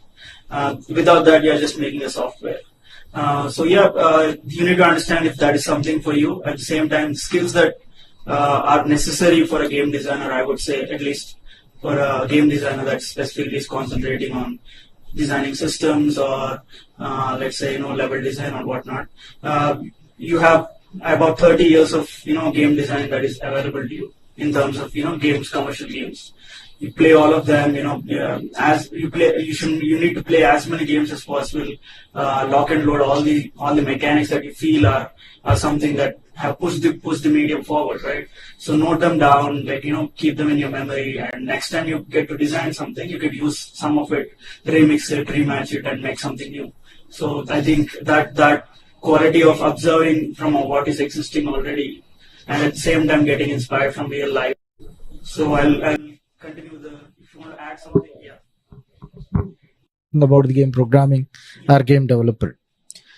See, programming means generally we consider IT programming or computer science programming like that. there are so many programming languages and scripting languages that we are using nowadays in regular IT development, like say C++, Python, C hash, like that. But game programming tools are completely different. Whatever the IDEs that we are using, whatever the engines that we are using in game programming, those are completely different. Those are not generally as part of our regular computer science coding, and those are not part of our regular computer science education. So generally, the computer science education or computer science graduation programs are not teaching the game engines, not teaching the tools or IDEs that we are using for engine programming or AI programming or graphic programming, so gameplay programming. For all these things, those are completely different. So that's why if anybody want to start the career as a game programmer, definitely he need to go through the respective IDEs. He need to. So to learn the game programming, I can say that the regular computer science programming like C++, C hash, Python or JavaScript, all these are the foundation tools. Then by using them, we need to work with the IDEs like Unity or Unreal or OpenGL or DirectX. Like that, we need to go through all these IDEs. So that's why here I can say that game programming is regular computer science programming plus gaming IDEs. Thank you. Yeah. So let's move on to the next question, right? So how do you approach the process of designing a game from start to finish? Can you walk us through the project, the life cycle of a project? Yeah. So life cycle. If we want to speak about life cycle, game development is again software development only. It's a kind of what we can call software only. It's not completely new. So there are so many different life cycles that we need to go through with different phases, with different milestones mentioned for each and every phase. So with all these things, we need to go with a particular what we can call development life cycle. And we need to go through phase by phase. But in general terminology for game production, people will talk about pre-production, production and post-production activities and the respective milestones. And for each and every activity, a set of supporting tools, a set of supporting documents. Okay, so all these things we need to go through. So frankly to say that there is no very systematic or uniquely defined development cycle, life cycle for game development, because nowadays gaming is happening with different sizes. Something like indie game development is happening, small startups are developing, big teams are developing. So based on the team size, we need to go with the required specific development life cycle, and we need to follow the respective tools, technology, or specifications and all these things. I agree with him on the life cycle of a game as such. But frankly speaking, we are a small studio out there, so we don't have rules and regulations to go after any particular product. Ours is like 1.5 gigs wala game, So we idealized that, and then we came up with some basic draft of what we want to put on that game as such. Then we came up with a alpha with basic game mechanics and basic gameplay as such. Then we started talking with potential customers because it should be a product market fit, So we involved a lot of youngsters to play our game, and they like the mechanics actually. And then we started building a story around that, and we got some time to do that actually. And we got a mixture of, videos and actual gaming as a part of our game. And then we launched the alpha. We timed it right, So when Tanaji was he sacrificed his life on 4th February 1670. So we launched it just a month before that actually, so that we would get the maximum eyeballs. And that was a successful trick. So we could able to get a lot of eyeballs on our game, and then after that we timed every occasion to create a market for our game, and it has been a continuous process since then, right? Because typical gaming product would span for at least 5 to 10 years. It should, and that's the plan actually. And we're trying to publish it on multiple platforms so that even desktop audience should understand or should play our game. And likewise, we're trying to see how can we scale it day in, day out. There are like multiple features we're trying to take inside the game, such as Web3 aspects. We have been tied up with Tezos to have NFTs selling through our game actually. So typically, it differs, life cycle differs for game to game. So we can only share our story. So this is what we have done. And maybe it's not the best possible way, but yeah, that's the way we have gone through.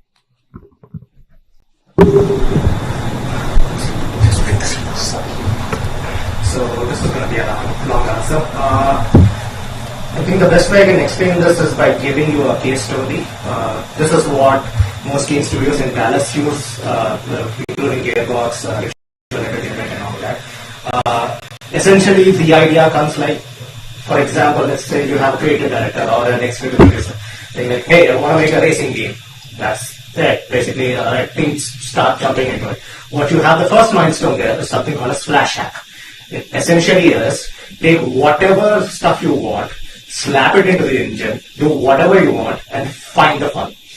Alright, this goes on, think of it like a high-paced game jam, but it goes on for 2 days. And you find something, and you want to scrap it. Then you do Flash Hack 2. And I was like, oh, let me find this. Let's try to make something like Super Mario Kart and all that. This seems fun. Scrap it. Let's Flash Hack 3. Let's do something like you're flying in an ethereal space or something like that. It's still a racer, right? It still fits a genre. Okay, this feels good. Slap it. Afterwards, you find, okay, this thing works in the previous Flash Hack. You go through an entire retro process. Okay, this thing works, this thing doesn't work. Let's fit this and all that. Then the game designers actually work on like, okay, what exactly are we making? In the meanwhile, the engineers are actually working on a milestone called as POCT, which is called as Proof of Concept Technology. The idea is you figure out which version of engine you are using, which version of Substance Painter, Max, Maya that you're using. Are you using Houdini or not? Like how the pipeline is going to be. Do you want to set up a batch Python scripts? How your night labels are going to work and all that. You figure out the actual technology and you lock it in place. You do not update it until the game is out there yet. So if the director decides like, okay, we need this game out in like 9 months. Okay, we're not updating our engine, even though the new version of Unreal is so great. We are locking it. This is the main idea of it. And the artists and the engineers actually figure out what exactly are we doing in this piece of POCT milestone, which is the proof of concept technology. And like, okay, let's lock this solid down. Let's figure this thing out. While the game designer, the lead level designer, and the lead artist, and all the other leads talk with their creative director or executive producer, and it's like, hey, I want to make this way. I want to make this way.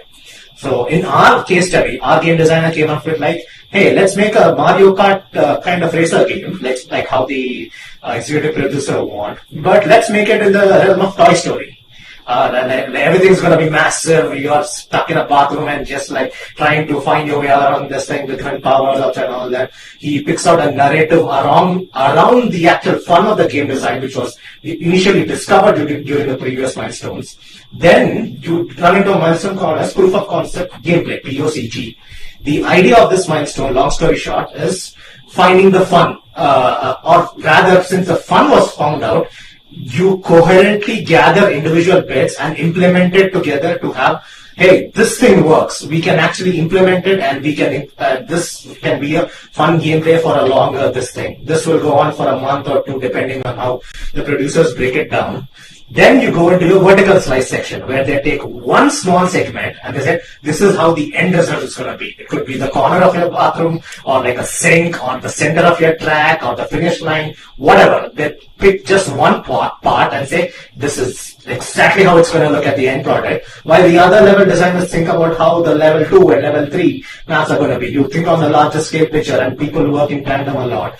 Nothing coherent comes into the engine. It's just a blockout mess and a bunch of errors and build crashing and all that. Nothing really functions. After vertical slice, you run into something called as interim alpha. So your alpha milestone is going to be your largest milestone. There are a lot of definitions for alpha milestones, but long story short, if And if you say your alpha milestone, if your game is this alpha, you can say the inter milestone is also called as gameplay complete. You should be gameplay complete. What does gameplay complete mean? From beginning to end, you can play your game. Like if I press the executable, it opens up. I press the start menu. I finish everything, finish all the levels, press escape and quit. I should be able to complete it in a full-fledged cycle. So that is the inter milestone. You reach your inter milestone there. After that, you jump onto your alpha, where all your art assets go in, all your animations go in, all your rig stuff go in, your UI elements, your hardware elements, your sound effects, everything goes in. After alpha, it's called as asset lock. Like nothing new goes into the engine. Anything that you add will be manipulated and polished and updated, but you cannot add anything else. If you are going to add anything else, it has to go through an entire strict leads review process so that you do not break any existing builds. Then you run into beta, where things are solidly locked, and people start working on marketing materials. Hey, this is going to be a poster. This is, hey, I'm having fun playing this game and all that. Then after the beta thing, it's like any showstopper bugs. It's like, hey, if I come first in this game, the game crashes. That's the things like drastically showstopper bugs only get fixed. Nobody pushes anything to source control and all that. After that, it's basically going gold and launch. That's the life cycle of a normal 9-month game development life cycle thing. It's used across many studios. There are a lot of versions of it. People change the definitions depending on studio to studio. If you run your own studio, you can set your own definitions. But the overarching picture is this. I think you guys have covered a majority of the production cycle. So just to clear up the definitions, right? So you have pre-production where you're figuring out the game, and then you log the concepts. You have a GDD that is like a Bible for your game. Someone who will drop in middle of the project would read this up and also try to understand what's the game about and whatnot. So there are a few documents like that for art Bible. There are for there is a bestiary for all the enemies that are part of your game. So all this material is somehow at least 70% of it is locked in pre-production to the phase where you have completed your PVC or the proof of concept. After that, you would start with trying to reach your alpha goal, and I would like to clear up the definitions of alpha and beta and then launch or going gold, right? So alpha is, at least technically, it's called safe for internal testing. So that build is basically alpha build is for the whole team in internal QA to test it around. It goes from start to end, and you could play it. It will definitely have game breaking bugs. It's nowhere near for showing it to the public, but that is the point where you could start showing doing focus testing. Each chapters you could see if the voice acting is being having the enough impact that the director wants. See if certain weapons are overpowered. Certain weapons are people finding ways to kind of abuse the system and kind of beat a boss very easily compared to the duration that you want it to be. So stuff like this is continuously tested, and once the a majority of the field is locked, that would be considered as beta. Beta is technically, in terms of software language, it's ready for public as well. Even though majority of the studios don't release beta builds, at least live op games usually do that. They push out their beta builds and kind of get early access feedback. So after that, you essentially are showing it to top executives or whatnot, in a company, and things get locked, and that is where you kind of iron out all the stuff. As you said, asset lock happens before that, and you kind of make sure that you're not adding anything new, but whatever you're having in the game has to have a minimum standards set by the platforms or the game directors or executives, and that is when you finally apply to all these platforms for certification. After about, I would say, at least 4-5 months, 4-5 months of going in beta, you would approach platforms and start getting licenses. And each platform has their own standards for QA. So PlayStation notoriously has very, very strict QA policies. So even if if you promise 60 FPS, you'll have to give 60 FPS at any point of the time. So it has to be steady log 16.6 or 30 FPS, and your what is the MS for 30 FPS? 36.6. Yeah, 36.6. So basically, these stats have to match regardless of the quality of the game, right? So once you've done that, you're essentially logged and loaded.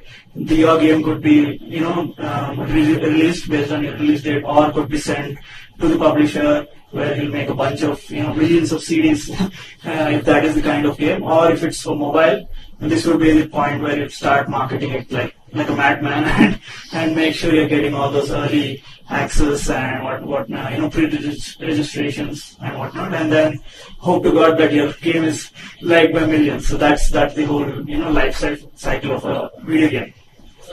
Can we ask questions? Yeah, we have two more, and then we'll open up for Q&A. Yes. I have a question. Yeah, so I'm from the institution. So, in academy perspective, I want to know your difficulties, like what we can call different studios are of different sizes, with different what we can call different production process, or what we can call development life cycles and all. So, when there is no uniquely defined or systematic approach for the game development, just if we are doing experiments and all these things for a period of 9 months, as you mentioned, so how you can hold your team? And what I found from the what we can call gamers is these people are very volatile. These are, frankly to say that, these are very unique species. So these are not like art student, means art in the sense, these are not like regular science students or math students or commerce students. Gamers are completely with a different mindset. So how you can hold the people for that much long period? It's a long period, frankly to say that. In regular industry, 9 months is not a long period, but in gaming, it's a long period at this particular moment. Moreover, it's not completely grown up, and openings are there for what we can call different positions from different period, different studios like that. So people are getting excited, people are jumping from here to there to here and all. So in that particular case, how you are sustaining your team is one thing, and at the same time, if there are disturbances in the team in the middle of the development process, how you are managing that? So just to reiterate your question so that I got it right, your question is, since the game development life cycle is so large, how do you keep your team in sync to avoid issues? How do you let them, make them stay on your team and not leave your team, right? If they leave. If they leave. How you are going to what we can call if new people comes? Because every studio is having their own style. Every studio is having their own life cycle and all. How you are going to train them and how you are going to make them comfortable with your environment, with your life cycle, with your process? So, okay, this will be a multi-part answer, but okay, I can try answering it this way. If somebody leaves your team, let's say if I'm running a big studio of 50 people, and somebody leaves me 3 years later or something like that, but it takes 6 years to make the game. If I do not take that into consideration while running my studio, that somebody's going to leave me, and that hurts me, then yes, I am doing something wrong. So definitely, it's my job to consider backup plans for backup plans for backup plans, in case if they leave, in case they do this, in case if they do this. So, which is what I do, which is what my co-workers do. Everybody has backup plans for backup plans for backup plans. Always go 3 levels deep. You might not do it, but it is always safer that way, so that you cannot keep everybody on hold. And I'm a total pro advocate of no bonds. Screw that. It doesn't work in this creative industry. Probably it will work in software development, but not I'm sure many people disagree on this, but if somebody's leaving you, then it definitely means there's something going wrong, or like you are not doing your retros properly. Retros are basically retrospective that you do at the end of every milestone. Hey, what went well, what went wrong? Even better if somebody has a complaint. It's like, hey man, not getting a raise. It's been working for 2 years. It's like, if you're not giving people raises, of course there's a probability he's going to leave you. So you need to consider that if he leaves you, do you have somebody who can take his place, or you're going to hire somebody who's going to cost you a lot more? Like all of these have to be considered. There's no standard answer for it. Now, if somebody new comes on board, and like, how do you bring them onto your pipeline? That's another part of your question, right?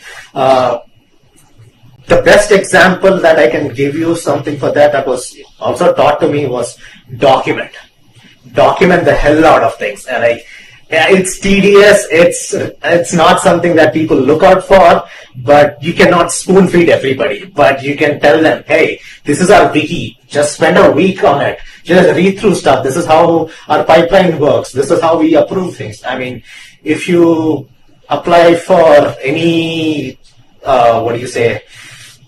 submission guidelines for any store, like you have to read their documentation. Nobody's going to tell you press this button. Like for YouTube, like your Google Play Store and all that, you might have tutorials. But if you're doing something for Nintendo, Switch or Sony, you can't do that. Those things are under NDA. You have to figure out how to read documentations and have to figure out how those things work. It also applies to something else. Like most AAA game studios have their own proprietary game engines. Like Creation Kit uses Papyrus. It's not an official programming language, but they make their logic in that. You want to figure out Papyrus, you join Bethesda, they give, hey, here's our wiki, figure it out. And that's it. Like, you have to document the hell out of it. Anybody new who's junior, senior, or principal, or a lead has to figure it out on the job. Like this industry, like if you do not learn on the job, you wouldn't last long. So you would do that way. Did I miss any part of your question? I'm sorry. Okay. My question is for the big studios, technical studios, they may have that kind of life cycle process. Yes. But for the startups, I'm talking about startups also you can document. For my studio, this is exactly what we do. We hired an intern whose entire job is to document things. So it is not something that you would waste your valuable game designer's role on it. But somebody who's straight out of school and trying to figure out how the pipeline works, our game designer does a lot of stuff in Miro. Hey, this is what we have. This is the concept art what we have. Hey, here's our latest build. Let's try documenting it, because anybody who comes next will be able to look at your work and say, okay, it works. It's not going to cost you a lot to train an intern for the first time and write a few documents. Because the other person who comes after him will use that as a reference and make sure all these guidelines are set in stone. You just need to do that once.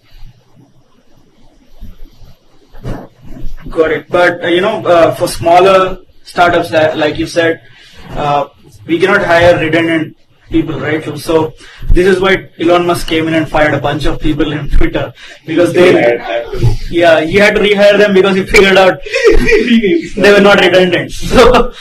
So in a big company, usually you have one guy who is like an artist, and then there are 3-4 guys who could essentially replace him if he leaves. But that is not the luxury with which startups work or indie studios work. So they will have to readjust. That's the harsh reality. There's no way about if your leads leave you, will have to figure out what's next. So it is going to be a showstopper because you don't have the budget to have redundancies on that kind of level, right? So this is a challenge, and there is no right or wrong answer for this, because the way big corporates are handling this is by having redundant employees, and the only thing that will make people stick around is an interesting project and satisfaction in what they're contributing to the project. So that's about it. And if they think they want to be credited to the project, obviously they'll get credited even if they leave. But if they want to stick around and make sure that they've created an impact, they will. But this is purely will depend on the leadership team and how they're motivating, or how inspiring the game is to them. So the only thing as an indie studio you could do is make sure you have a rock solid game, or at least you're working on a project that people want to work on and is exciting. That could be a good incentive for people to stay around, but money also matters, right? So make sure you're having a baby. If you're having a baby, you need to have the money to, make sure you're supporting it. So just like that, you're having a startup, make sure that you have enough money to support the people as well. So yeah. So we'll probably move on to the next question, and then we'll open up to the QA. Yes, so this is an interesting question. Balancing creativity with practical constraints is a common challenge in game design. Can you share an example of a time when you had to find a compromise between your creative vision and technical limitations, and how you handled that situation? So, we three could answer that. I think Shreyas is 1 hour. Because he's a technical artist, right? So, I don't know which one. We'll start with you because that would be I mean, it's a big challenge for us as well to balance it. But, after failing so many times, we have developed some 25 casual games, and then we came up with this Tamaji, which is mid-core game. We figured out that, whatever we develop, it should entertain to the people or the target audience, So there should be a product market fit for every feature which we will be developing inside the game. So what we do typically, after a particular level, we introduce the target audience, bunch of them, let's say 5-6 of them, and then we give that product or feature to them for testing, and we measure their responses, and we have our own mechanism to take a call on these responses, that whether we should continue developing more to add flavor to this, or whether should we stop this and then take the next feature. So that's our way to figure out that how we can manage the time for the development and not compromise on the art value of it. Still processing. Yes. So you want me to take up? I do have one, but it's still work in progress. Fire it up. So think of a hypothetical situation which will interpret the same. Why don't you start? So obviously, we have a set budget to any game, right? So you'll have to figure out what you could possibly do realistically within that budget. Sometimes, in real world, you are kind of overshoot the budget, but if it's an internal project, you could afford that budget. The money is coming from publisher. If you're overshooting, it's from your pocket. So keeping that in mind, it's fairly easy to cut down stuff because it's going to hurt you in the long term, because if you play the idea god, right? If you constantly pile on, it would be ridiculously impossible to finish a game in the first place. So defining scope is the best way to kind of make sure that you're not having, because while defining scope, you could make sure that you're not having too many sacrifices, you're not making too many sacrifices. At the same time, you need to make peace with the team that you have and make sure that the current team or the future team that you might hire could be a good fit for the scope that you're defining. So that way, a lot of sacrifices, technical sacrifices at least, could be figured out as the game progresses, but at least you have a defined scope for that to happen very less. So there are situations where we have compromised. For example, the IGDC demo that we made, we had a lot of bots, a lot of AI that we made, but they were not up to the standard. So we had to cut them down. Maybe we could explore them in the future.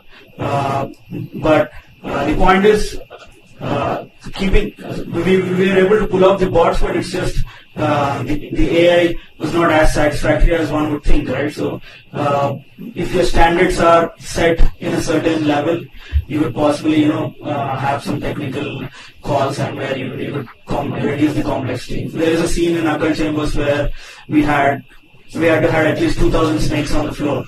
So for that we have seen a lot. We have explored a lot of variety of things, and the only thing that was in our scope and technically possible, obviously we couldn't spawn 2,000 snakes, right? It would straight up kill no matter if you have 49, it would kill your PC. So we came up with a clever concept of, obviously it's there, it's not something that we invented, but it's called vertex animation. So you basically are animating the actual vertices of the mesh. So these are fairly inexpensive compared to, let's say, spawning the mesh itself. So the thing that we wanted to do was actual snakes spawning 2,000 snakes on the floor, but our technical limitation has caused to us, a way to make us find a solution that is fairly, could be run on multiple devices. So I would say it's a blessing in disguise, so where you kind of challenge yourself and find out creative ways to solve it. But yeah, since we are limited with the technology of our time, we'll have to make sure we're not being ambitious and wasting our time, right? So we have deadlines, we have certain number of parameters that we have to hit. So we make sacrifices, but at the same time, if you are clever, you could achieve something similar to what you want, in a very different way. That could be surprising at the end to you as well. So. Okay. I have two examples. One, it's called the door problem. How many of you here in the audience are familiar with it? Okay, I guess just one, right? So, long story short, in order to explain this, the door problem in game design is this way. A creative director comes in and says like, hey, I want a door in my game. I'm like, okay, fine. That's nice. Okay, the 3D model is like, I'm going to model this door. Okay, nice. The texturing artist is like, I'm going to texture it. Okay, nice. The audio engineer is like, you know what? I want to make a sound effect when the door opens. The programmer is like, hey, I want to make sure that you can actually interact with the door when you open and when you close.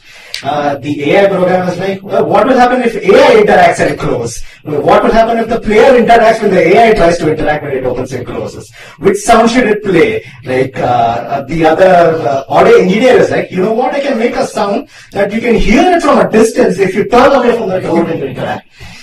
Then you have direction. Yeah, good directions. Like, what about physics? If I put a grenade at the door, do you think the door will open or not?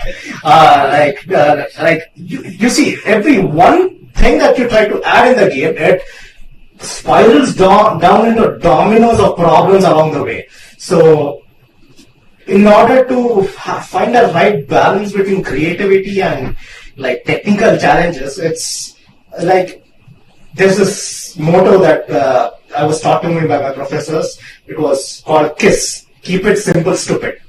The idea is add as minimal things as possible into your game. Make sure it's polished before adding something else new. An example for something like that is, I was working on a puzzle game when I was in the US. It was a first-person puzzle solver where you with your wand you do magic stuff and you do wind elements and all the other stuff. Sounds somewhat a normal game. The artist decided, hey, instead of having huge walls, let's do modular. Oh, that way we can customize each and every small bit of it. I was naive. I'm like, all right, sure.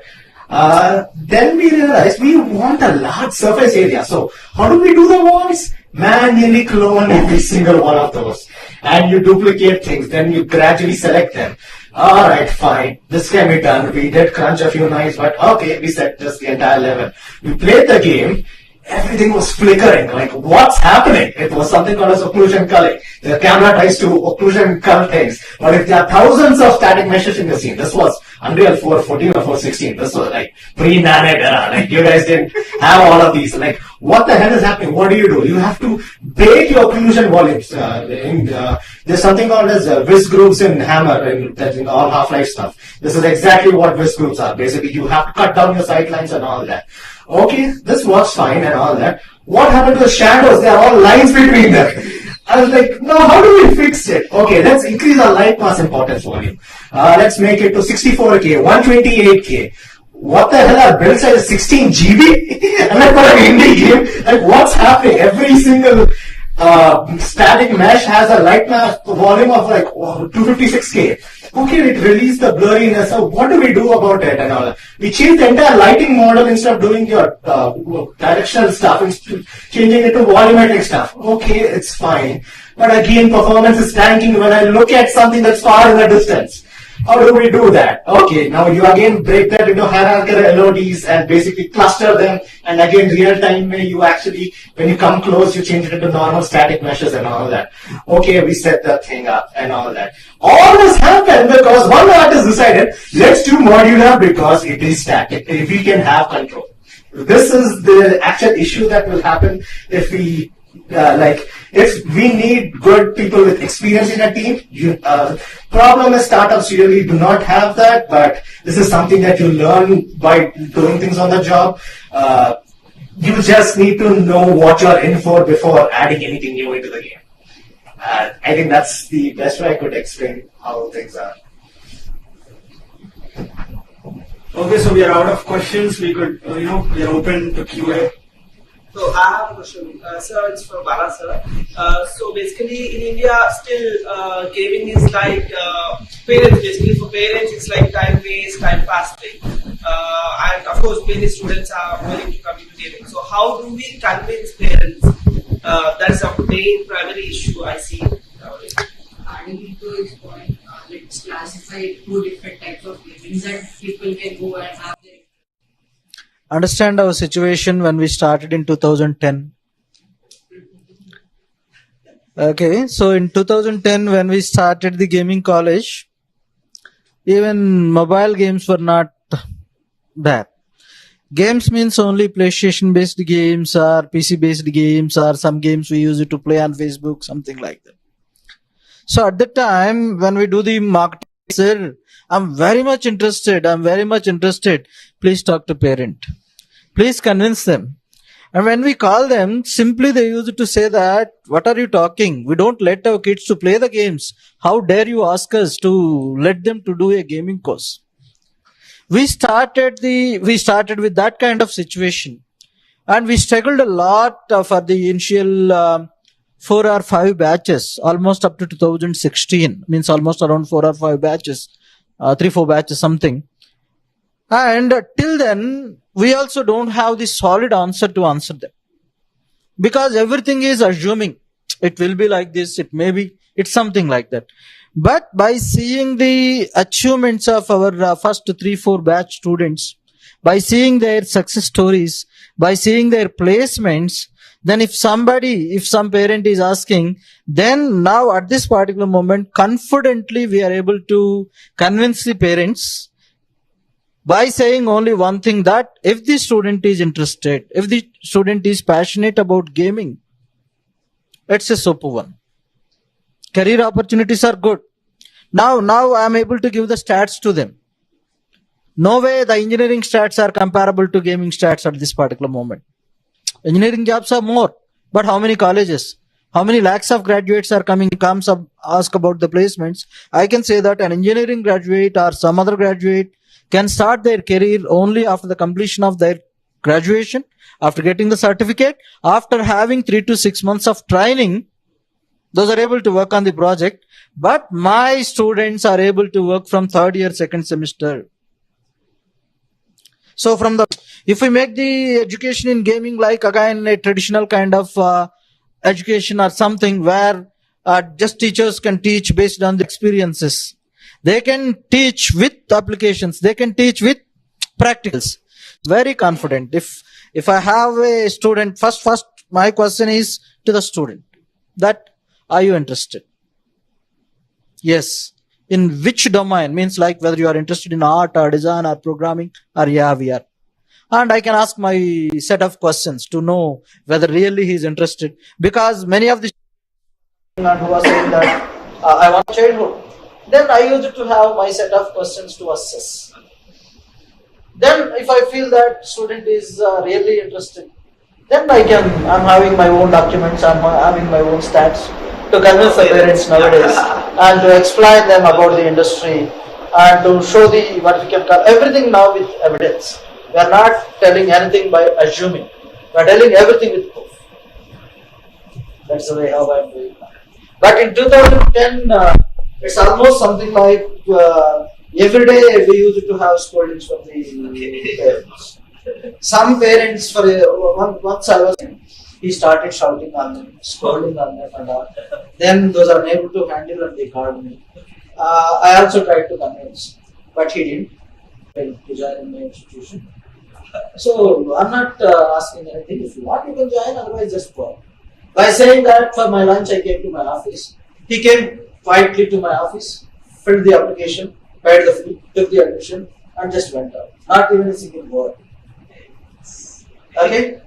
Now he is working in EA. Wow. The student is working in EA. Now the parent is so cardiac with this. But at that time, that is mainly in south side, convincing the parents who are with that BTech, MBBS in mind is very. But now it's so. Okay, I'd like to add a few things, like all like super points. You answered most of it. One thing you should probably convince like your parents or whoever, maybe not, maybe yes, I don't know what's right or wrong. So let's figure it out, okay and all that. Now everybody wants to become a Shah Rukh Khan or a Tom Cruise. That's exactly what the state of this industry is. And in order to convince anybody, you need empirical proof. And guess what? This empirical proof is available. Just go to stateofgdc.com and download the actual report. You'll understand that this industry earns more than movies, TVs, and music industry combined. So there's reviewed by other people in the industry. And like, if that doesn't convince them, then I don't think anything else will. This is going to work out there. There is actual data providing to like this is, and if there will always be folks who are not convinced of it. This is the time where you actually put forward like other people's opinion on it, and you actually say, hey, look at this guy, he can vouch for this, and look at this, you know him, you trust him, he can vouch for this data and all that. That thing is the only thing that will actually give them some confidence. They will never be confident unless you stand on your own feet.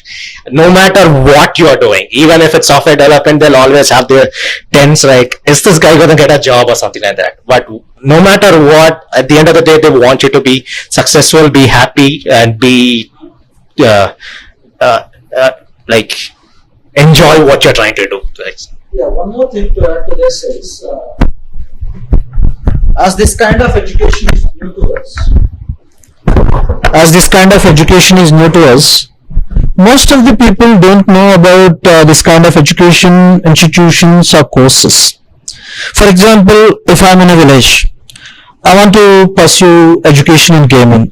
I can convey my parents. Maybe my parents may be with half accepting. Then definitely they can ask somebody who are educated in the village or in their circle, and they may ask that I want to have my son to join in gaming course. Then many people who don't know about this, they won't accept that we don't know. We can simply say that, what is there in that? What that kind of courses are there? Is there life in that? This kind of means this is the answer from the educated people. The people who are in the IT, the people who are in very good jobs. Generally that is the thing. If we ask, means if we want to go with a new path, definitely people will take the advice from the. Simply, I use it to share all the documents. Whatever some mentioned, that the stats, the documents, the references, everything. I'm having a separate set of things, resources. I use it to share with them, and simply I use it to ask them. If needed, I will speak with them, or otherwise you share with all these things with them, so that they can understand. This is the thing that's happening. And now there is good awareness. I don't say that totally. Yeah, it's somewhat easy to convince the urban kids, but from the rural, these are the difficulties that we are facing. For example, I want to show this guy. You are only looking back. What's your age? 14. Okay. He is his brother. He is our student. When we had this global game jam event, so at that time, first time I had many requests from the minors to be part of the global game jam event. Minors in the sense, okay, those are permitting from 16 plus.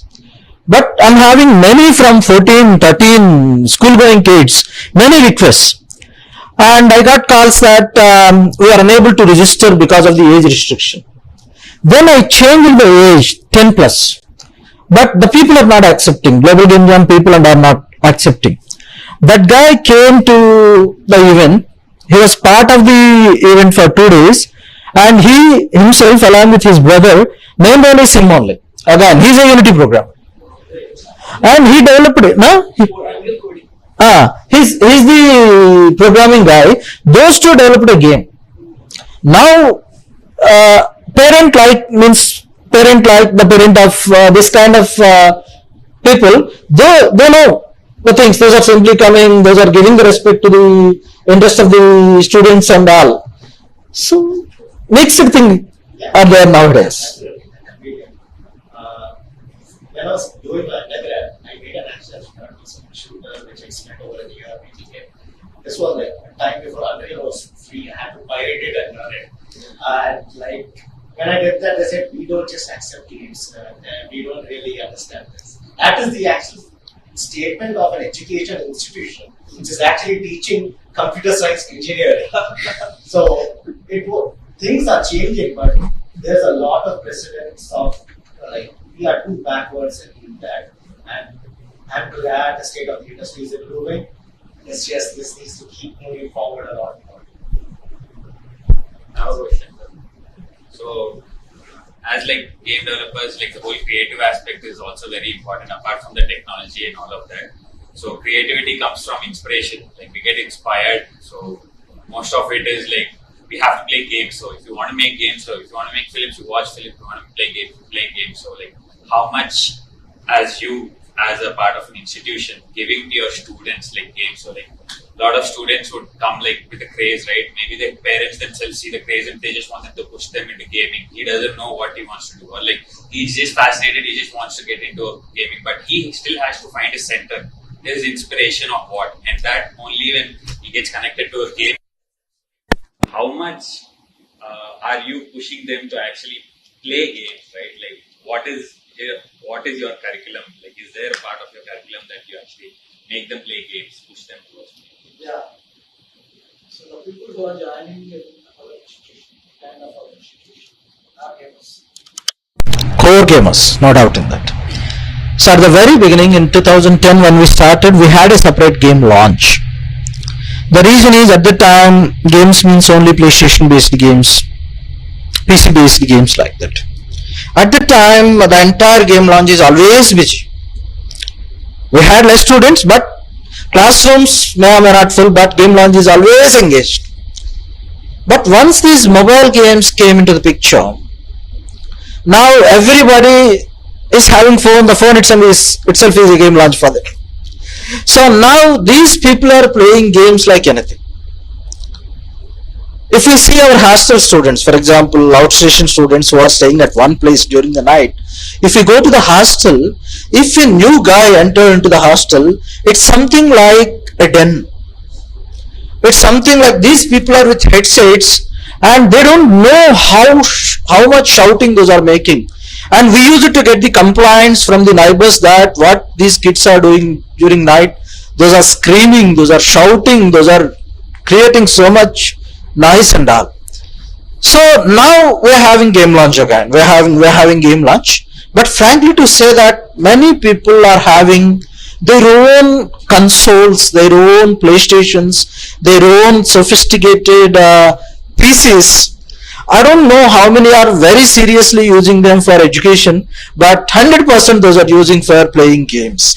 And as part of our curriculum, we are having certain subjects to explore their ideas, to what we can call improvise the existing games, to review the existing games, okay, and all. And at the same time, we are having our in-house incubators. 2 incubators are there.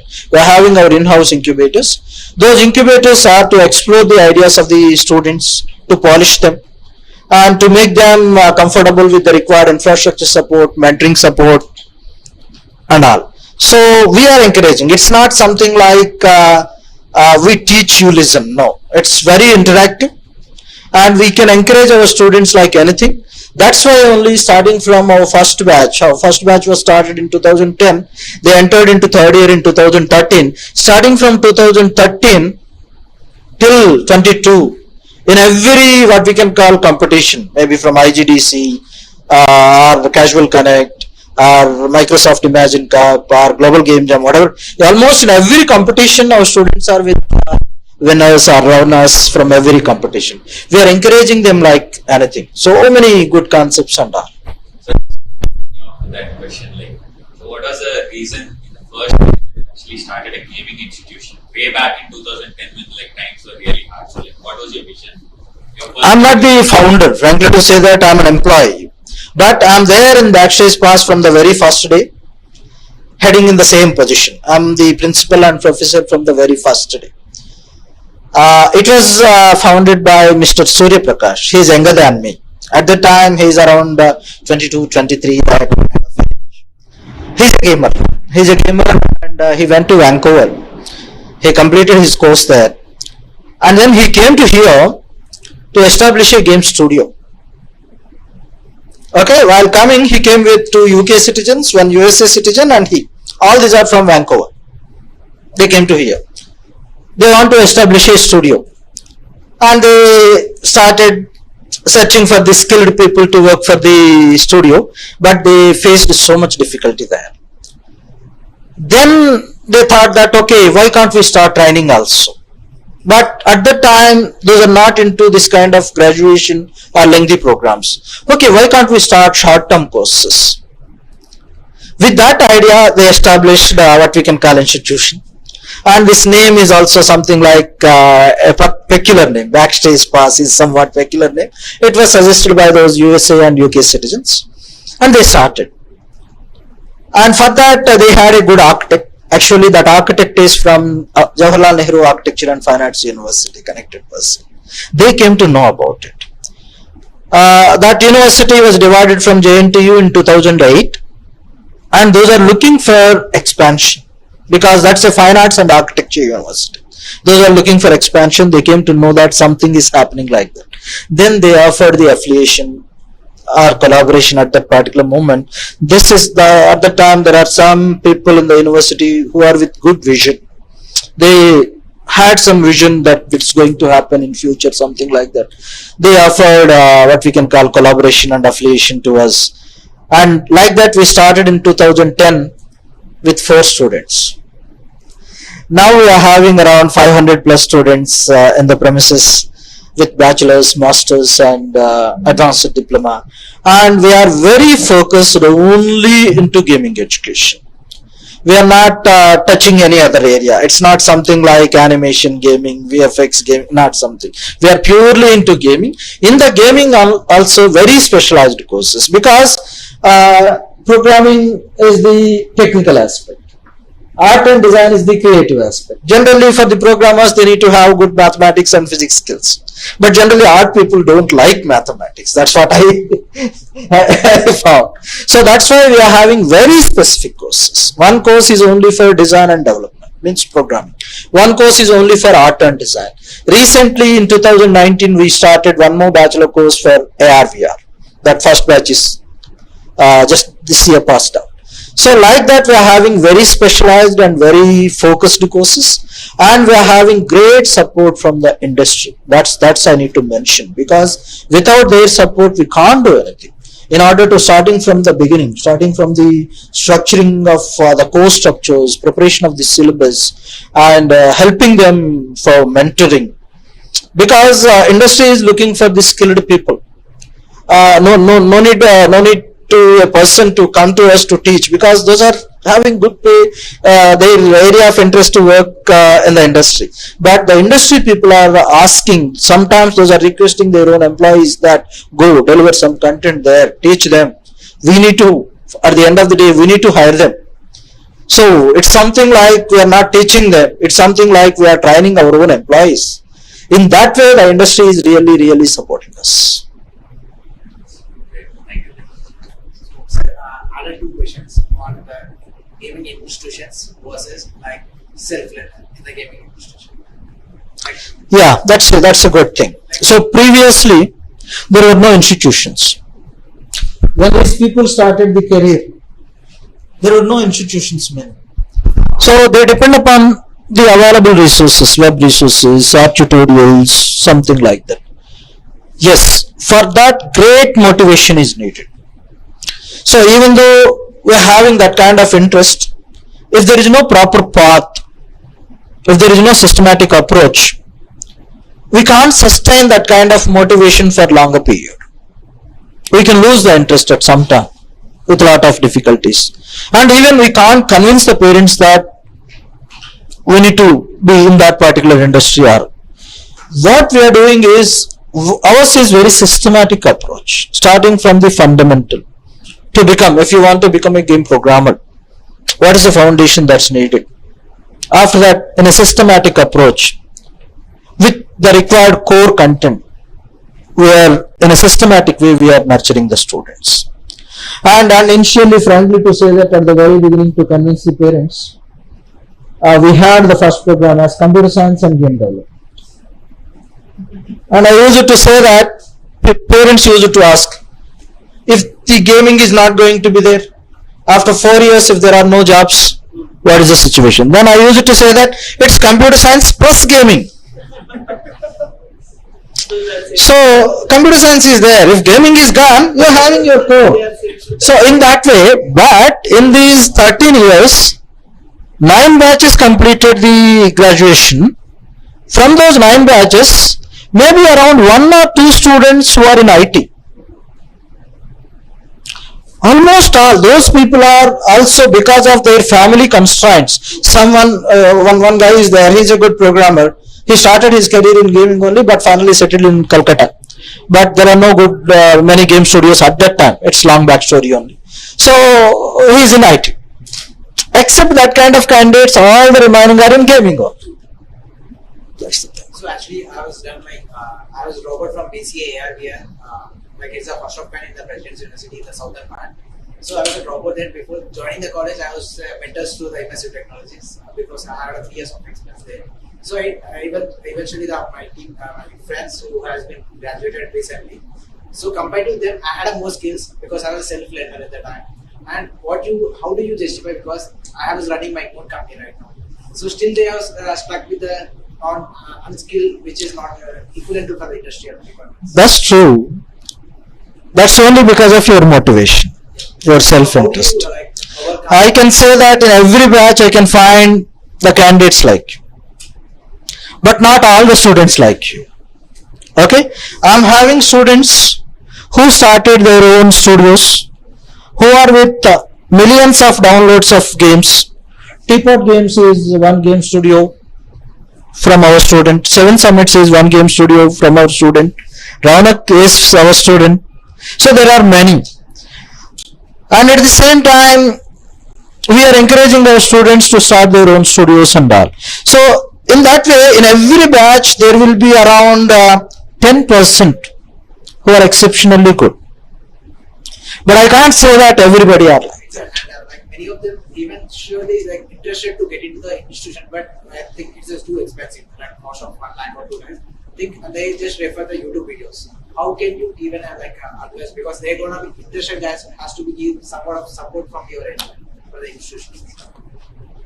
See, one thing from the institution, what kind of support means, we used to encourage them with certain what we can call workshops, guest lectures, that kind of thing. Some open workshops, guest lectures, that kind of things are there. And we are having what we can call, we are visiting the colleges, we are conducting the workshops, we are conducting the guest lectures, that kind of thing.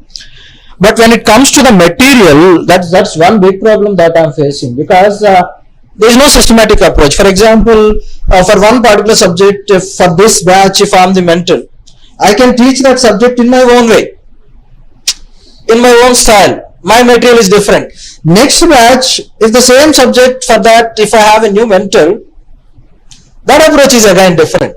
So even we are facing lot of difficulty to prepare the material, to prepare the what we can call video lectures, to record them and all.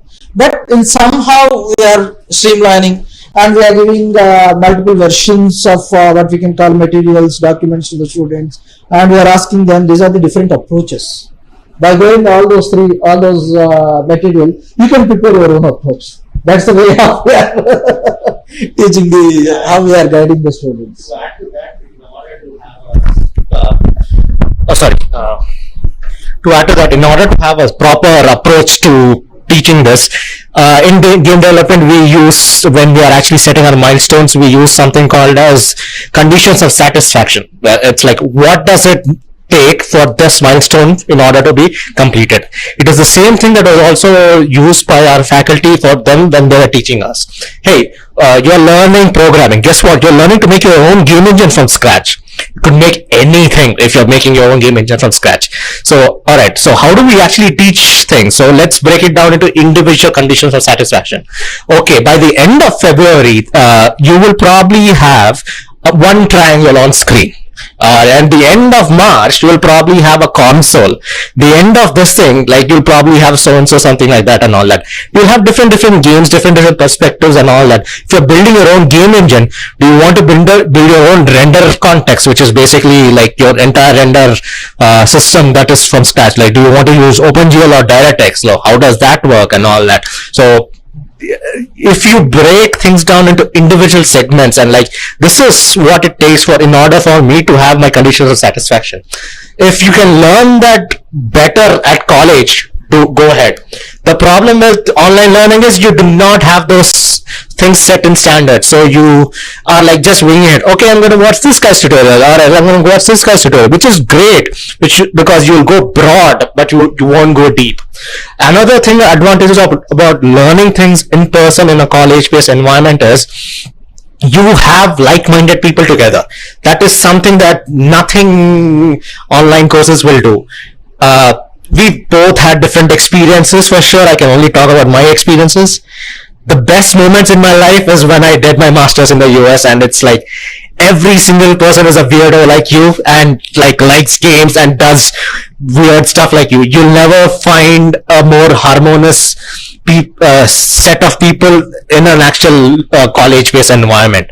Maybe that will work out for you. Maybe it will not, but you would have to attempt it first in order to see whether that's right or not for you. I'm not saying that's the good or the bad way. There are a lot of options. It's your life. You're all grown-ups. You can make grown-up decisions. Just experience things first before giving up on it. Yes. Founders actually. Basically for students who are good at it, and we are talking about exceptional students, right? So, what do you suggest, to start off the company after graduation or to have some experience in some company? Which would be better? Do you want to take it or should I? You take it first and then. Alright. I'll be honest, you can start whenever you want. There's nothing stopping you. It's a free country. I would recommend failing first. The only way you can fail first is have some experience in failing first. It is, I know it is harsh. There's this, how do I put it? There's this thing that was being taught to me when I was being studied. It's like, it is okay if you fail here. It's better that you fail here than out there. And while I was working, my boss was like, it is okay to break things because we know how to fix things. And then they'll only rely on us how to fix things. So you learn those things. And if you want to start your company, it is great. It's just, there's the saying, like, heavy lies the crown. So it's a lot of responsibility when you're starting your own company, because it's not just you. You have your staff, their livelihoods, their families that are dependent on you. You are responsible for that. And if you go kaput, it's their lives that you're affecting. And so bear in mind that, be confident that, yeah, sure, I can probably take care of this before you actually step into it. VK started straight out of college and it worked out for him. And there's no good or bad answer. Yeah, it's just be thoroughly planned. Okay, is this what I'm doing? It's like, do not just wing it. It's like, I want to make a game, let's just make a game. That's not a good way to start. Break things down, write it first. Like, if you are unable to write down your thought process in the first place, you can never make it down in the first place. Break it down. This is exactly what I need. This is what I will eat. I do not have this. Can I change my scope and see, like, can I do this and try things in baby steps and all that? So the studio that I started and the game that we are making right now, we can have some idea about it, but it's like, it's going to be successful. Maybe or not, I don't know, but it's not the game that I wanted to make when I started the studio. This is just the first game that I know that 2 games afterwards, I will get to make the game that I want to make and all that. So think as your dream as your last option. Think about what smaller baby steps do I need. Hey, if I'm going to make something like an RPG, let's make a small 2D game which has a small inventory system. Like all of these will build up over the course of time, and all these experiences will add up over the course of time. You can share yours. Yep. So yeah, man, you could straight up start from college. So no worries there. You could also start it while you are in college. So that's not the problem. The problem would be the mindset that you have. Are you fit, or are you mentally ready to take that kind of responsibility? So that is what is going to make or break it, because there will be times, and most definitely there will be times when you'll have to wrap up and there's no way out, and yet if you have the mental capacity to move on, right, make the right decision, sacrifice few fishes to save the ocean, stuff like that. If you have that kind of mindset, you could start your company or startup, whatnot, at any point of time. But there's a saying, a very general one: if you fail to plan, you plan to fail. So make sure that you're planning everything that you're going to. If you're starting a company, definitely have the runway for at least a year, because if you're doing product, you need at least one year worth of runway to have that headspace to kind of have a team together. If you're a solo dev, then there is no point in even having a startup, right? Just make your game. If it works out, then start out having I know people right now who had multiple successful games, and yet they are not a studio. They're just indie studios, indie people who are not registered anywhere, sole proprietorship and whatnot. So the idea is you'll definitely know if you're capable of maintaining a bunch of people right out of college. If that is not something that is a skill set to you, then probably you're going to fail. So make sure leadership is not exactly a skill that can be taught. You'll have to pick it up. Obviously we could say these are necessary, but you'll still have to pick it up and naturally be good at it. So point number 1, if you are ready for that kind of responsibility, if you are ready to deal with not making a game for 6 months and just dealing with people, stuff like that, because founders do have to do that a lot. You would say, no, I don't want to deal with people, I just want to make game, then you probably are not a good fit to be a founder. So make sure that you are, because even in any field, right, like even superstars or movie stars, right, they don't deal with acting on the daily basis. Their entire 6 months would look like 70% negotiating with scripts and directors and whatnot, and there's 20% of acting and whatnot. So that is how even a founder schedule is going to be. You're not going to sit on the game every day, and if you are comfortable with that kind of mindset where you're not a game developer, you're probably running a studio, you have to play both a business guy and a creative guy. If you think that's your jam, then you could start right out of college, but definitely just don't start blindly. I've seen a lot of startups fail without experience. Few people think that hiring a bunch of people together and putting them in a room will make a game and start earning money. So definitely don't be naive. Do your research, and if you think you're confident to make something exciting for people, jump, trust your gut, but always don't fail to plan.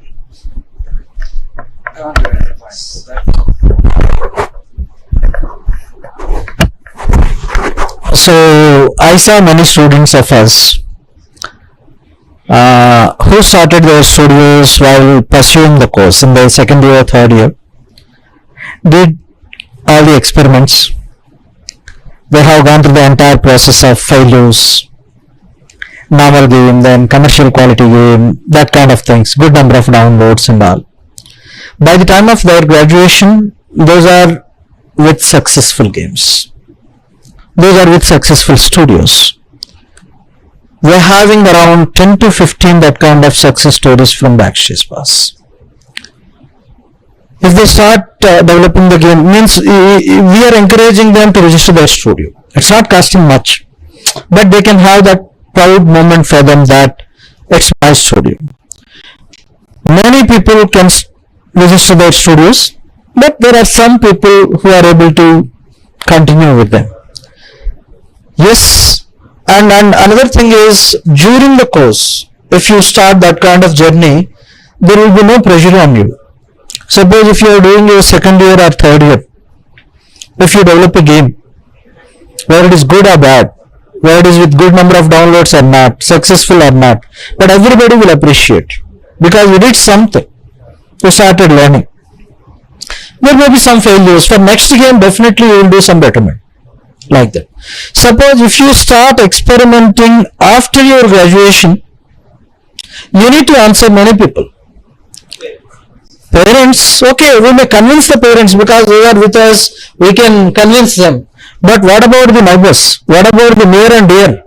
Everybody will ask what you are doing, what you are doing. We can't face it. That's a big problem. Because of that, some people, even though those are having that in mind, those are compromising. Those are doing the game development or those are having their own studios, doing the work in the weekends, but during the weekdays, working for the sake of family or near and dear in a regular job. So that's the thing. But if you have that kind of idea and if you start that early during your course of study itself, you can cross all those hurdles during the course, then you can come like a successful entrepreneur from the college itself. So I saw many people like that. There are so many success stories like that. Just to add another point onto that. Yes, you'll have a lot of friction between whatever when you started, like your parents or your family or something like that, and you would have to deal through it for sure. This thing that said, like, if you cannot deal the criticism of your parents, you cannot deal with the criticism of your neighbors. If you cannot deal with the criticism of the neighbors, wait until you hear from the criticism of your boss or your supervisor. If you cannot deal with the criticism of your boss or your supervisor, wait until your game goes live, until somebody, a fat Reddit guy, starts commenting on your game saying this is a piece of shit, go kill yourself. Like that will hurt you. So be prepared to brace those negative things. So it is part of the job. If you are very sensitive to those things, wait, gain some experience, gain some hate, do some like stand-ups or something like that to gain some confidence, then start. I would like to add, see, entrepreneurship in India has become the fashion, you know, it's like everybody wants to be an entrepreneur and it's a bit of a fashion nowadays actually, but there should be a lot of thought process behind, you know, what you want to start, whether it has, you know, appeal or, I mean, have you tested the idea first of all, and how many, you know, people have tried your product or game. So it all depends on what is the idea. If it is a product market fit, have you tested it before? And of course, how can you manage the show? You know, so it's not a fashion. You know, it's more of a pretty serious thing you're going to enter into actually. So you have to have a lot of responsibility to sell further. So I mean, take it seriously, test it first, start small. You know, there is something called Google Springboard, you know, where you can you know, like Google Springboard, right? Right. So I mean, what they do at their end is they just have Google Sprint, they call it. So Google Sprint, you can identify, let's say, 5 potential customers, and then you can show the screenshot of your personal product, and then you can analyze. You know, so that sort of mechanism have you done for your product, and accordingly you can take a call that okay, I mean, this is what it stands. You know, so that's the thing actually I would like to put. You know, in terms of taking it more seriously. And it's not a fashion. It comes with a lot of responsibility. You know.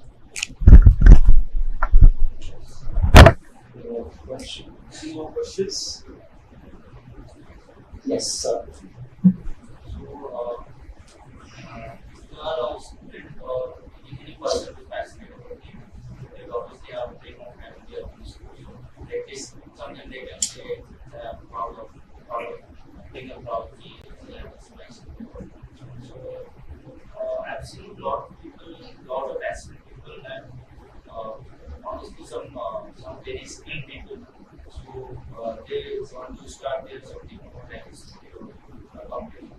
So, when they start, they're very excited. There are some people, they're from states or something, from similar like-minded people. They start something, 4 or 5 people, they start a studio in a very small place. They are very excited. They start developing games, they start making games.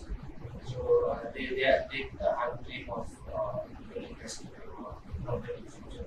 So, when they move on in forward, they face problems. When they start studio, obviously you have to keep your studio survive. And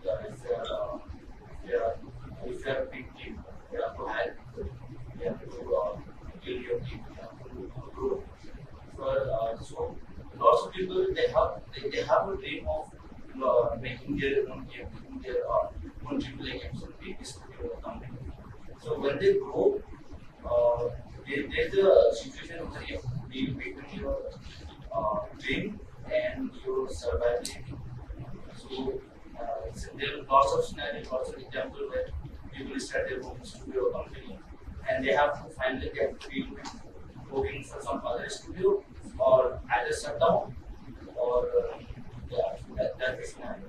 So what's your perspective on somebody who wants to start their own studio and a path which you want, which is more secure, or which I would say more professional? So what way you think a group of people should move on to stay safe or stay to build something like One line answer: fail fast, fail differently. Yeah, I mean, like you mentioned, actually, you have to fail first, right? And then you will understand what exactly can go right. So you have to fail multiple times with multiple agendas, with multiple aspects, and then you can really understand that what can be the right, So fail fast, fail differently. There is no universal answer. I'm sorry to your question. I can only talk about case studies on my end, on his end.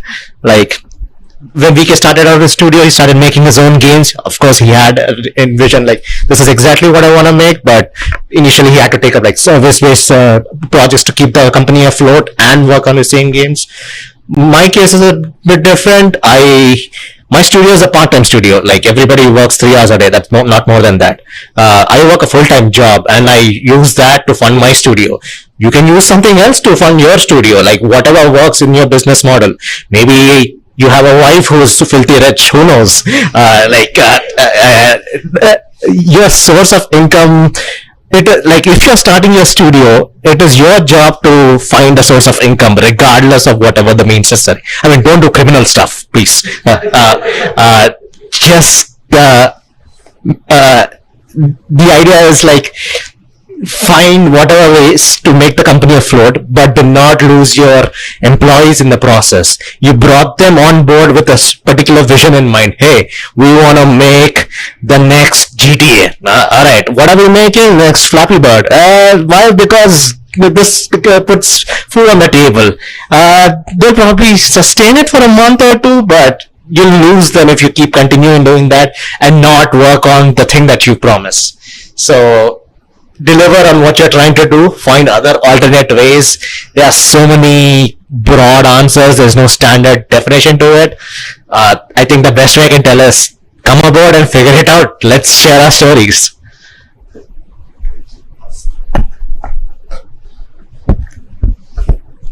Yeah, so starting a studio in the right way, there is no right way to start a studio, but if you're talking about financials, right, as I said, you need to have a runaway. If you're having a baby, you need to make sure that you have money to make sure that you're supporting it.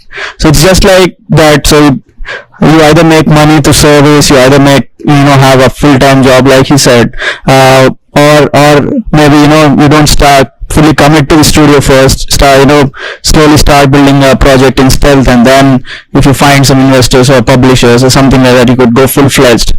So there are multiple ways to start a studio, but if you sit around and without any sort of plan, if you think four people are going to sit together and make something and it's going to work out, then you're setting up yourself to failure. So make sure there's a plan, at least something that makes sense, right? So runway is definitely important, because funding in India is scarce for gaming at the moment. Obviously we are getting funded, but it still is not happening at the rate that we think it's supposed to.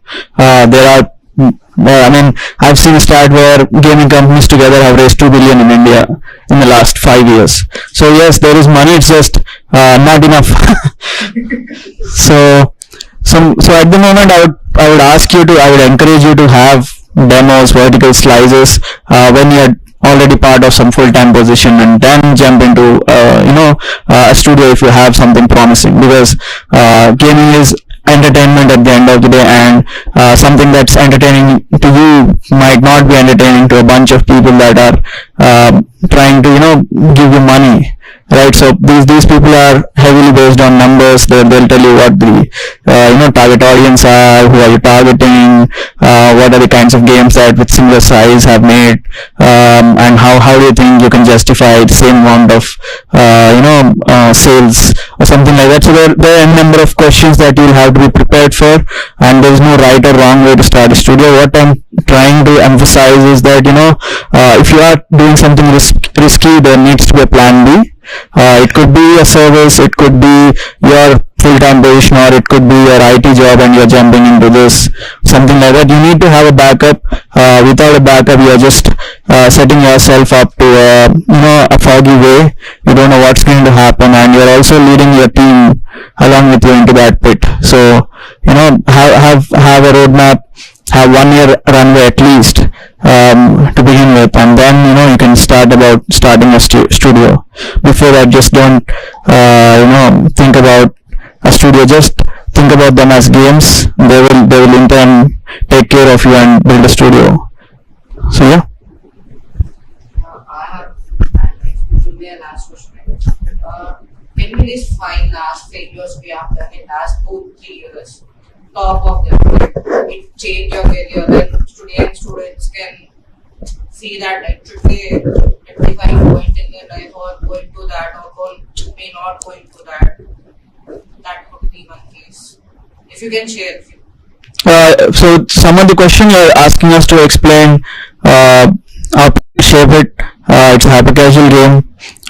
Was made literally on nothing, right? So it's a simple game that I launched on App Store. For about 8 months, I didn't know what was happening. I just launched it, a drop in the ocean. Nobody can see it. And after 8 months, it somehow got featured on Chinese App Store, and I got about 70,000 downloads. But after that, it goes out of curation, and then the downloads drop. So this is before me starting the studio. Gamers have played it and whatnot. But at the end of the day, there are thousands of games that are launching every day, and the reason I'm sharing this with you is marketing many people.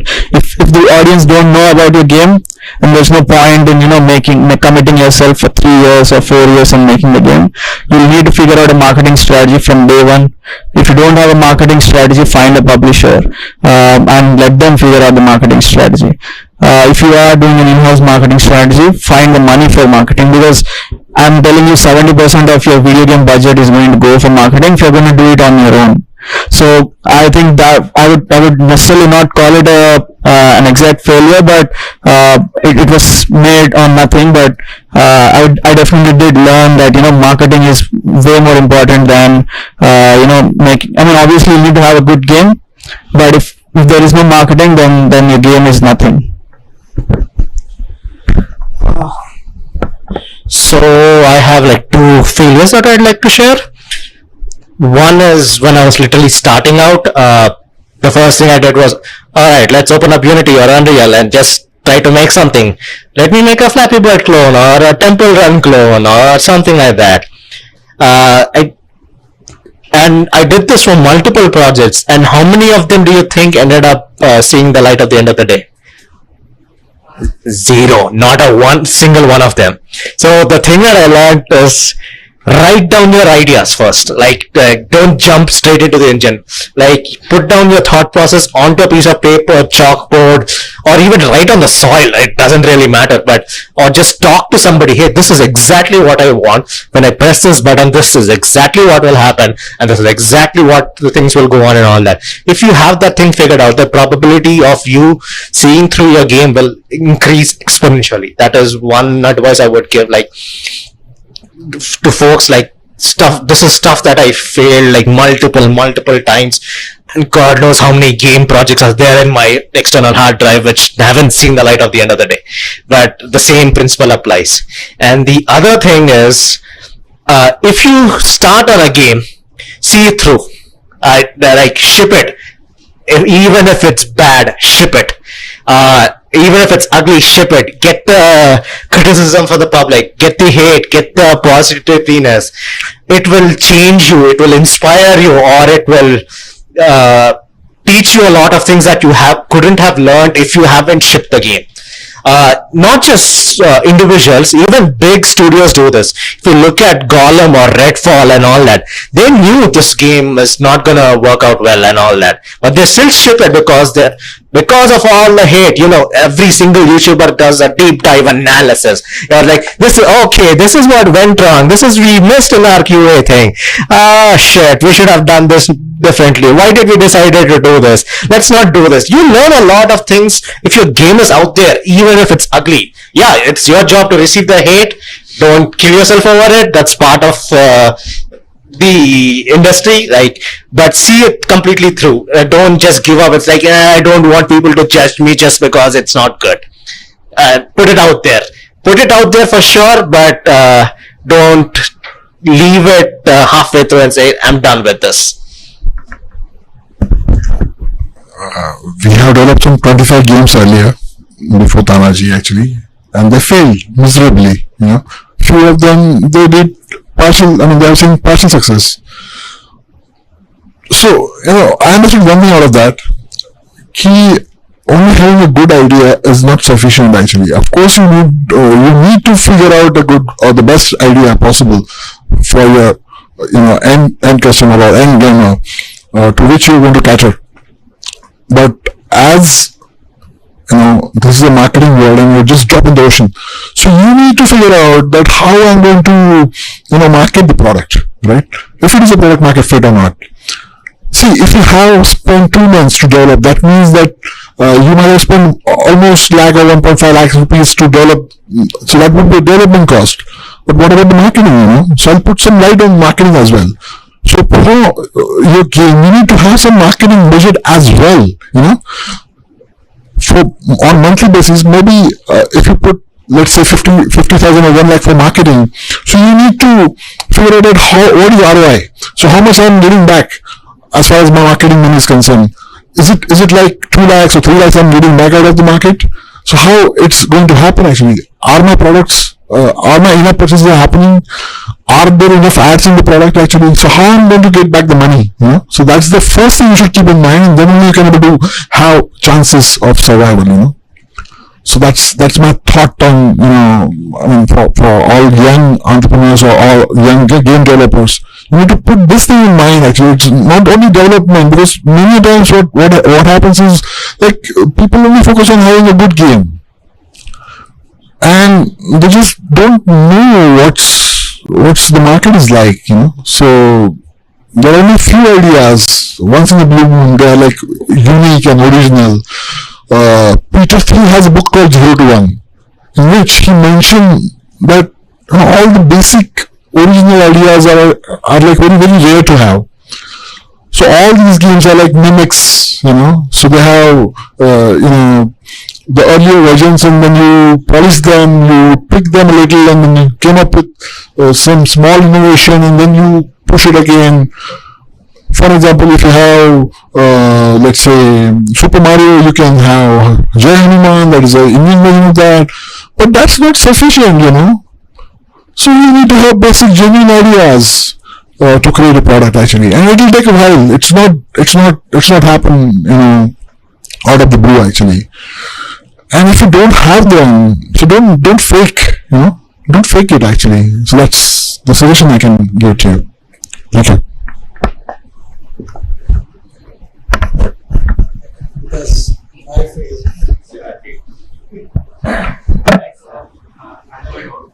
so therefore successful games comes from the Japanese Japanese gaming industry. Yakuza, Pac-Man, Super Mario. From the history from the starting gaming, where is a born from till date. Most of the successful games came from the Japanese culture. So how is that culture is different from the Western culture? It's a complicated, not but it's important, too important. So yes, it's very broad per se. There's a lot of cultural differences between Japanese and English stuff too, but essentially most Japanese games start with this philosophy. Level 1, you rescue a cat. Level 100, kill a god. That is the actual principle. Whether it's Yakuza or Final Fantasy or Pokemon, it is pretty much the same thing that's there. Western game design uses a lot of Joseph Campbell's hero's journey or 3-act structure, that thing okay, you have your Star Wars kind of inspiration. There's a beginning, middle, and even if you look at things like Uncharted or things like that, there was a happy beginning, then middle, clutch, and then happy ending and all that. This is in terms of overarching game design. There are multiple theses done by multiple folks who did actual comparison and level design between Japanese and American or Western game design stuff. To paraphrase your question, also Japanese have more games, but American games are more successful games. In terms of revenue, they make a lot more money. 99% of the Japanese games are not published outside of Japan, so you don't even know them. Yakuza was a hit for 10 years before people even knew Yakuza existed. So I'm not really sure what is the necessary successful? Yes, what is the actual criteria for successfulness?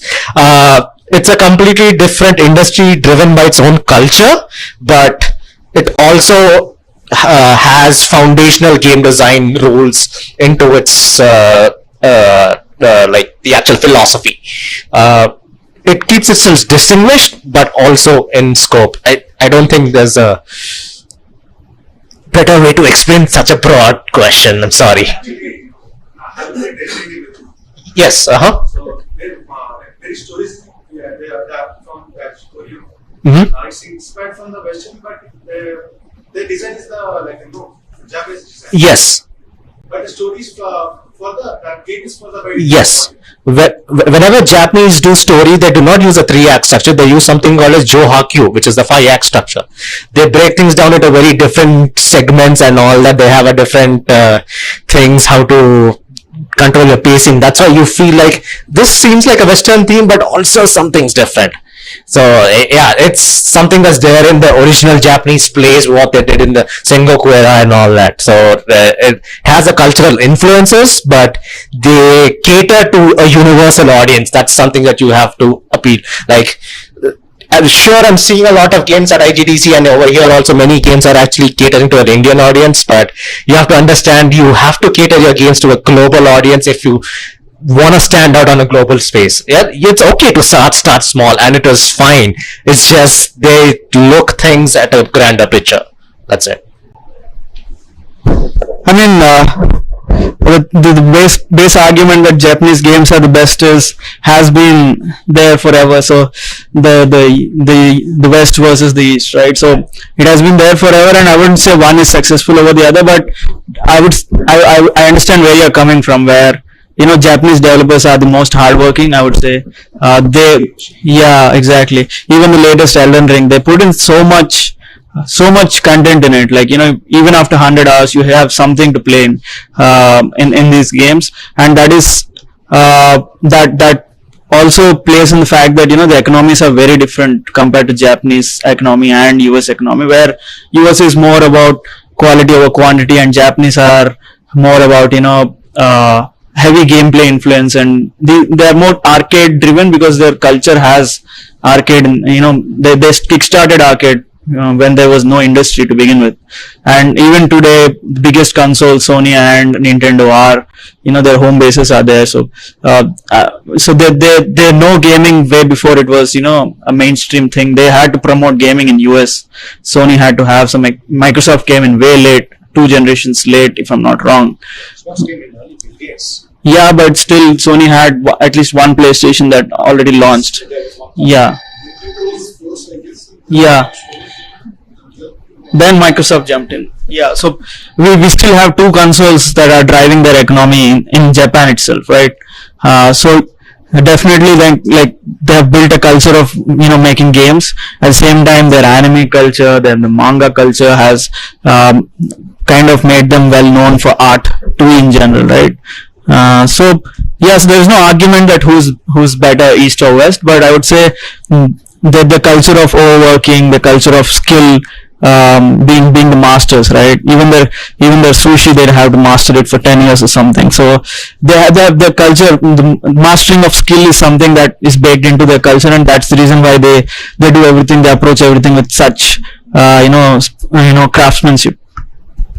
If you publish a game to a Japanese thing and all that, and you say like, hey, play our game, the first thing is like, what happens when I press this button? Okay, I'm going to leave this and do this. What's going to happen? They care about the actual moment-to-moment interaction, what exactly happens when I do this, compared to most Western games like, this is the same third person this thing. What, like, you do not pay much focus into that and all that. It's, as VK said, it's a huge cultural thing and all that.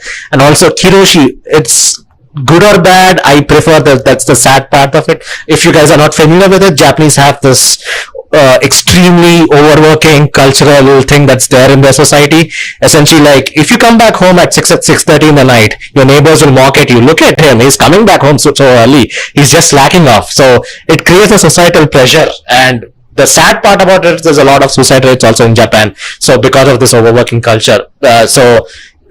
That drives your high quality stuff for sure, but at the cost of human lives. It's something that Japan is trying to fix, and I believe they are actually working towards it, and which is a good thing. But the quality of games hasn't dropped. They make sure that even though if things are jittery and weird, it is fun. Fun comes first. If you play Elden Ring, you see the sheer amount of times sword clips to other person's head, you chop, there are a bunch of bugs where you fall through the map and you finish the game in 30 seconds. So like, there are all these errors, and they're like, screw it, it's fun. So that is their primary sense of motivation.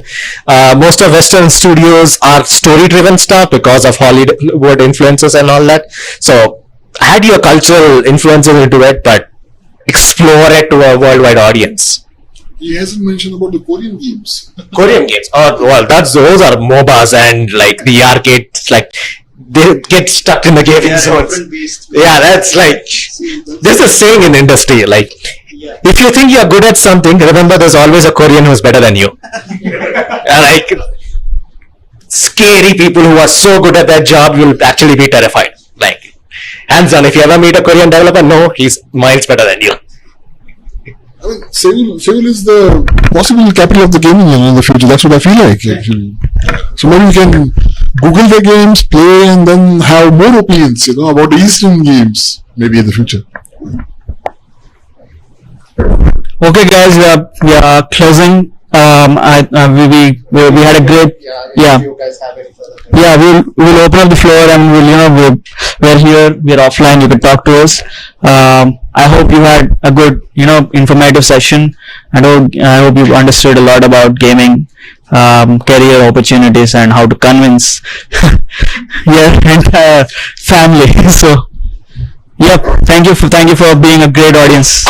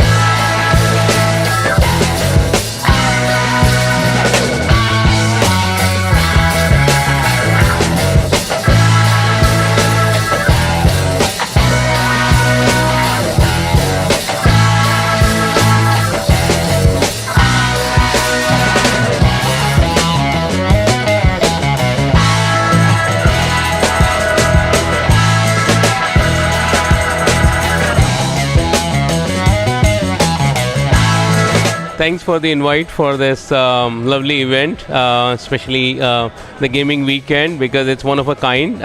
Haven't heard something like this, and so I got to meet some of the amazing gaming startups and movers and shakers here. High energy, pretty good turnaround, and great concept to continue with.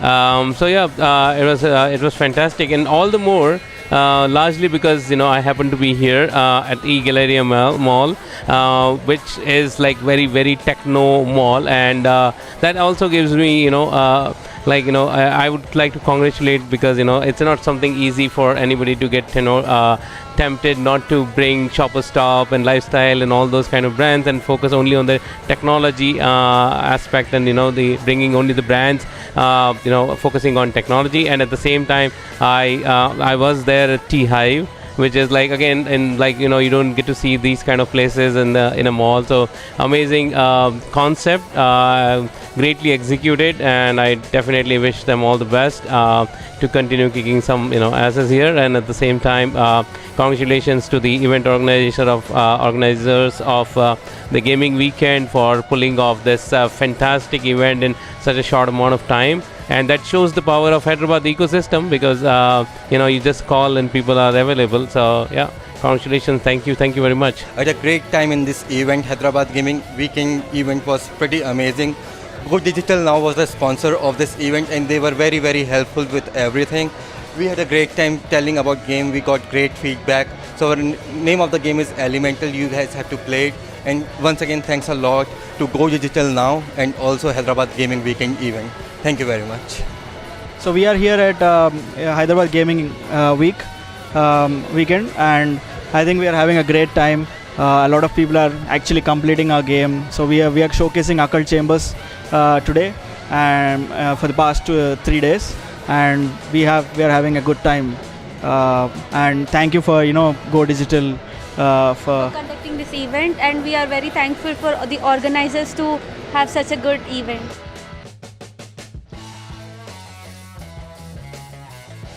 We're organizing the Hyderabad Gaming Weekend, and this is the first edition of the gaming weekend, and we have like amazing startups in the area of gaming here. It's a 3-day event filled with a lot of fun, entertainment and learning. This event consists of exhibition of games.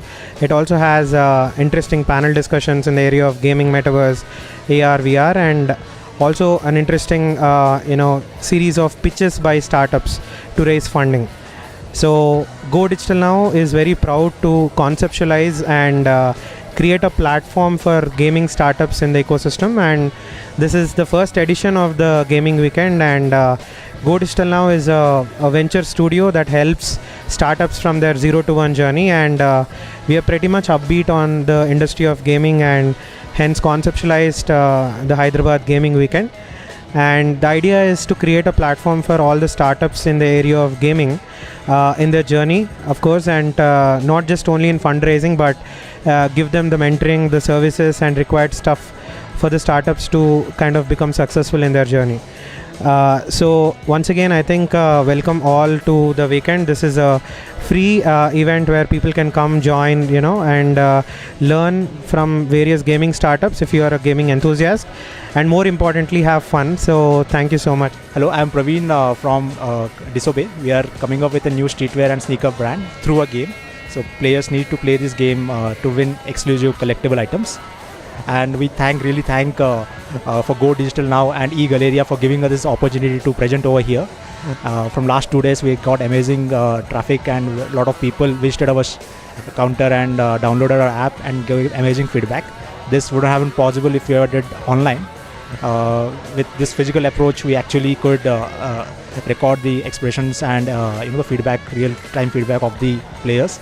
That really is a great feedback that we will take forward and improve our game. Thank you for the opportunity again. I am a part of Hyderabad Gaming Weekend from the day one. I like the concept how they are supporting gaming startups and coming here and showcasing their old games. So I love that concept. So I supported in a lot. So I wish everyone, I wish that everything like this event happens regularly, every month, every week, I'll be happy to join anyone is doing like this. And second, this it is well executed event where everyone is like having a smooth good thing. There's no too much crowd, but there is not too less as well. It's a perfect balance. And I like to give a thank to Kashyap who organized it, Go Digital Now, and eGalleria Mall to give the space. And I want to wish thank you to my friend Sai Teja. He helped me to connect with these people. And thank you so much.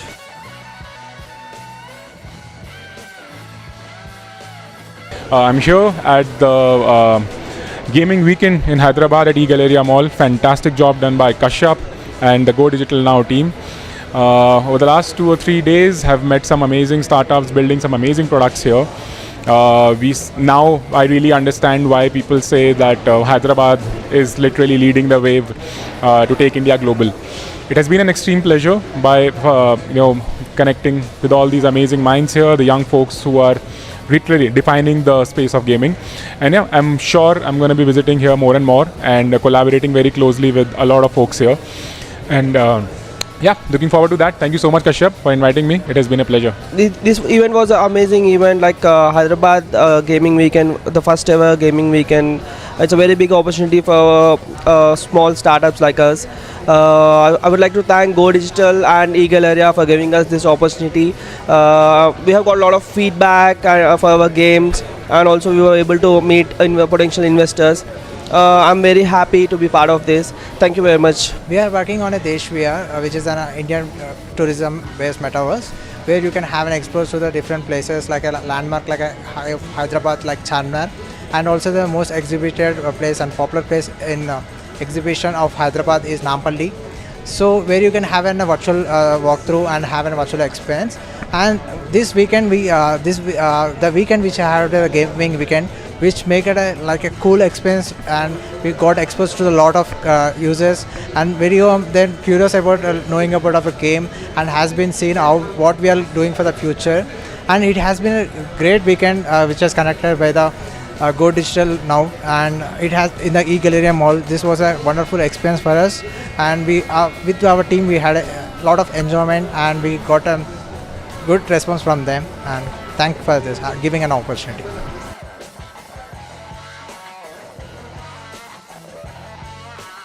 Backstage Pass Institute of Gaming and Technology is a India #1 gaming college. We established that in 2010. We are offering 4-year duration bachelor courses, 2-year duration master course, 1-year duration advanced diploma courses in game art, game design, game programming, and AR/VR technology. We are completely with industry mentorship, and Backstage Pass is equipped with its in-house incubator, level 2 games.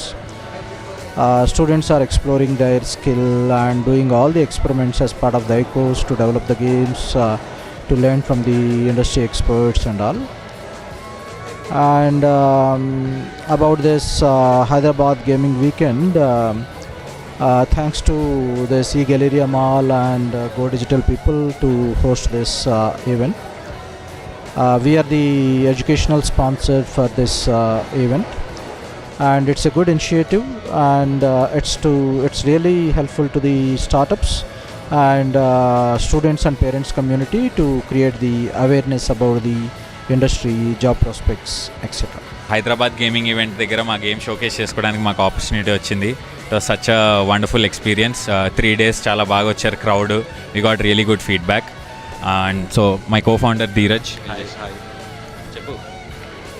So this Tanuj our lead Unity programmer. This is Pawan, he's our 2D generalist. This is Raghu, our 3D generalist, and this is Sahas, he's our lead game design playtester. So Sahas, you have any words to say about the event? The event was fun. Lots of people came. Lots of fun. All of these games are really nice. So more events like this have to be organized. Super, thank you so much. So we have had a really positive experience. చాలా మందికి ఇలాంటి gaming events చాలా ఇంకా conduct చేస్తే మా లాంటి కొత్త స్టార్టప్స్కి చాలా హెల్ప్ అవుతుంటుంది. It's lot of exposure and also lot of communicating and socialising, networking also చాలా బాగా హెల్ప్ అయింది. కొన్ని ఇండస్ట్రీ వెటరన్స్ రజత్ గారు, కపిల్ గారు వీళ్ళంతా కలిసి వాళ్ళ ఇన్సైట్స్ వినడం అంతా కూడా మాకు చాలా బాగుండింది. So we're making a game called Om the game, inspired from our Indian culture and the ancient scriptures. So ఇది చిన్నపిల్లల నుంచి పెద్ద వాళ్ళందరికీ కూడా ఒక మంచి beautiful experience to actually fun play. It's a multiplayer game. ఒకరినొకరం మనం బెటర్ చదువుకుంటూ కాంప్లెక్స్ గేమ్ ప్లేతో పాటు సింపుల్గా ఉండే గేమ్ని కూడా మేము తయారు చేస్తున్నాము. దీని అంతటితో పాటు వీఆర్ ఆల్ కమింగ్ ఈ ఇయర్ ఎండ్ కల్లా మేము మీ దగ్గరికి రిలీజ్ చేయడానికి వస్తాము. ప్రస్తుతానికి కరెంట్ టెస్టింగ్లో ఉంది. So guys, on the game, we're coming. It has been a wonderful opportunity given by eGalleria and Go Digital Now, and we have been using it to the full extent. You know, a lot of people visited our stall out here, and it has been a very, very wonderful experience to see our fan base is growing and gamers are playing our game, liking it. I hope that they should focus more on such events in the future. And it would be lovely to part of events like this henceforth. Thank you.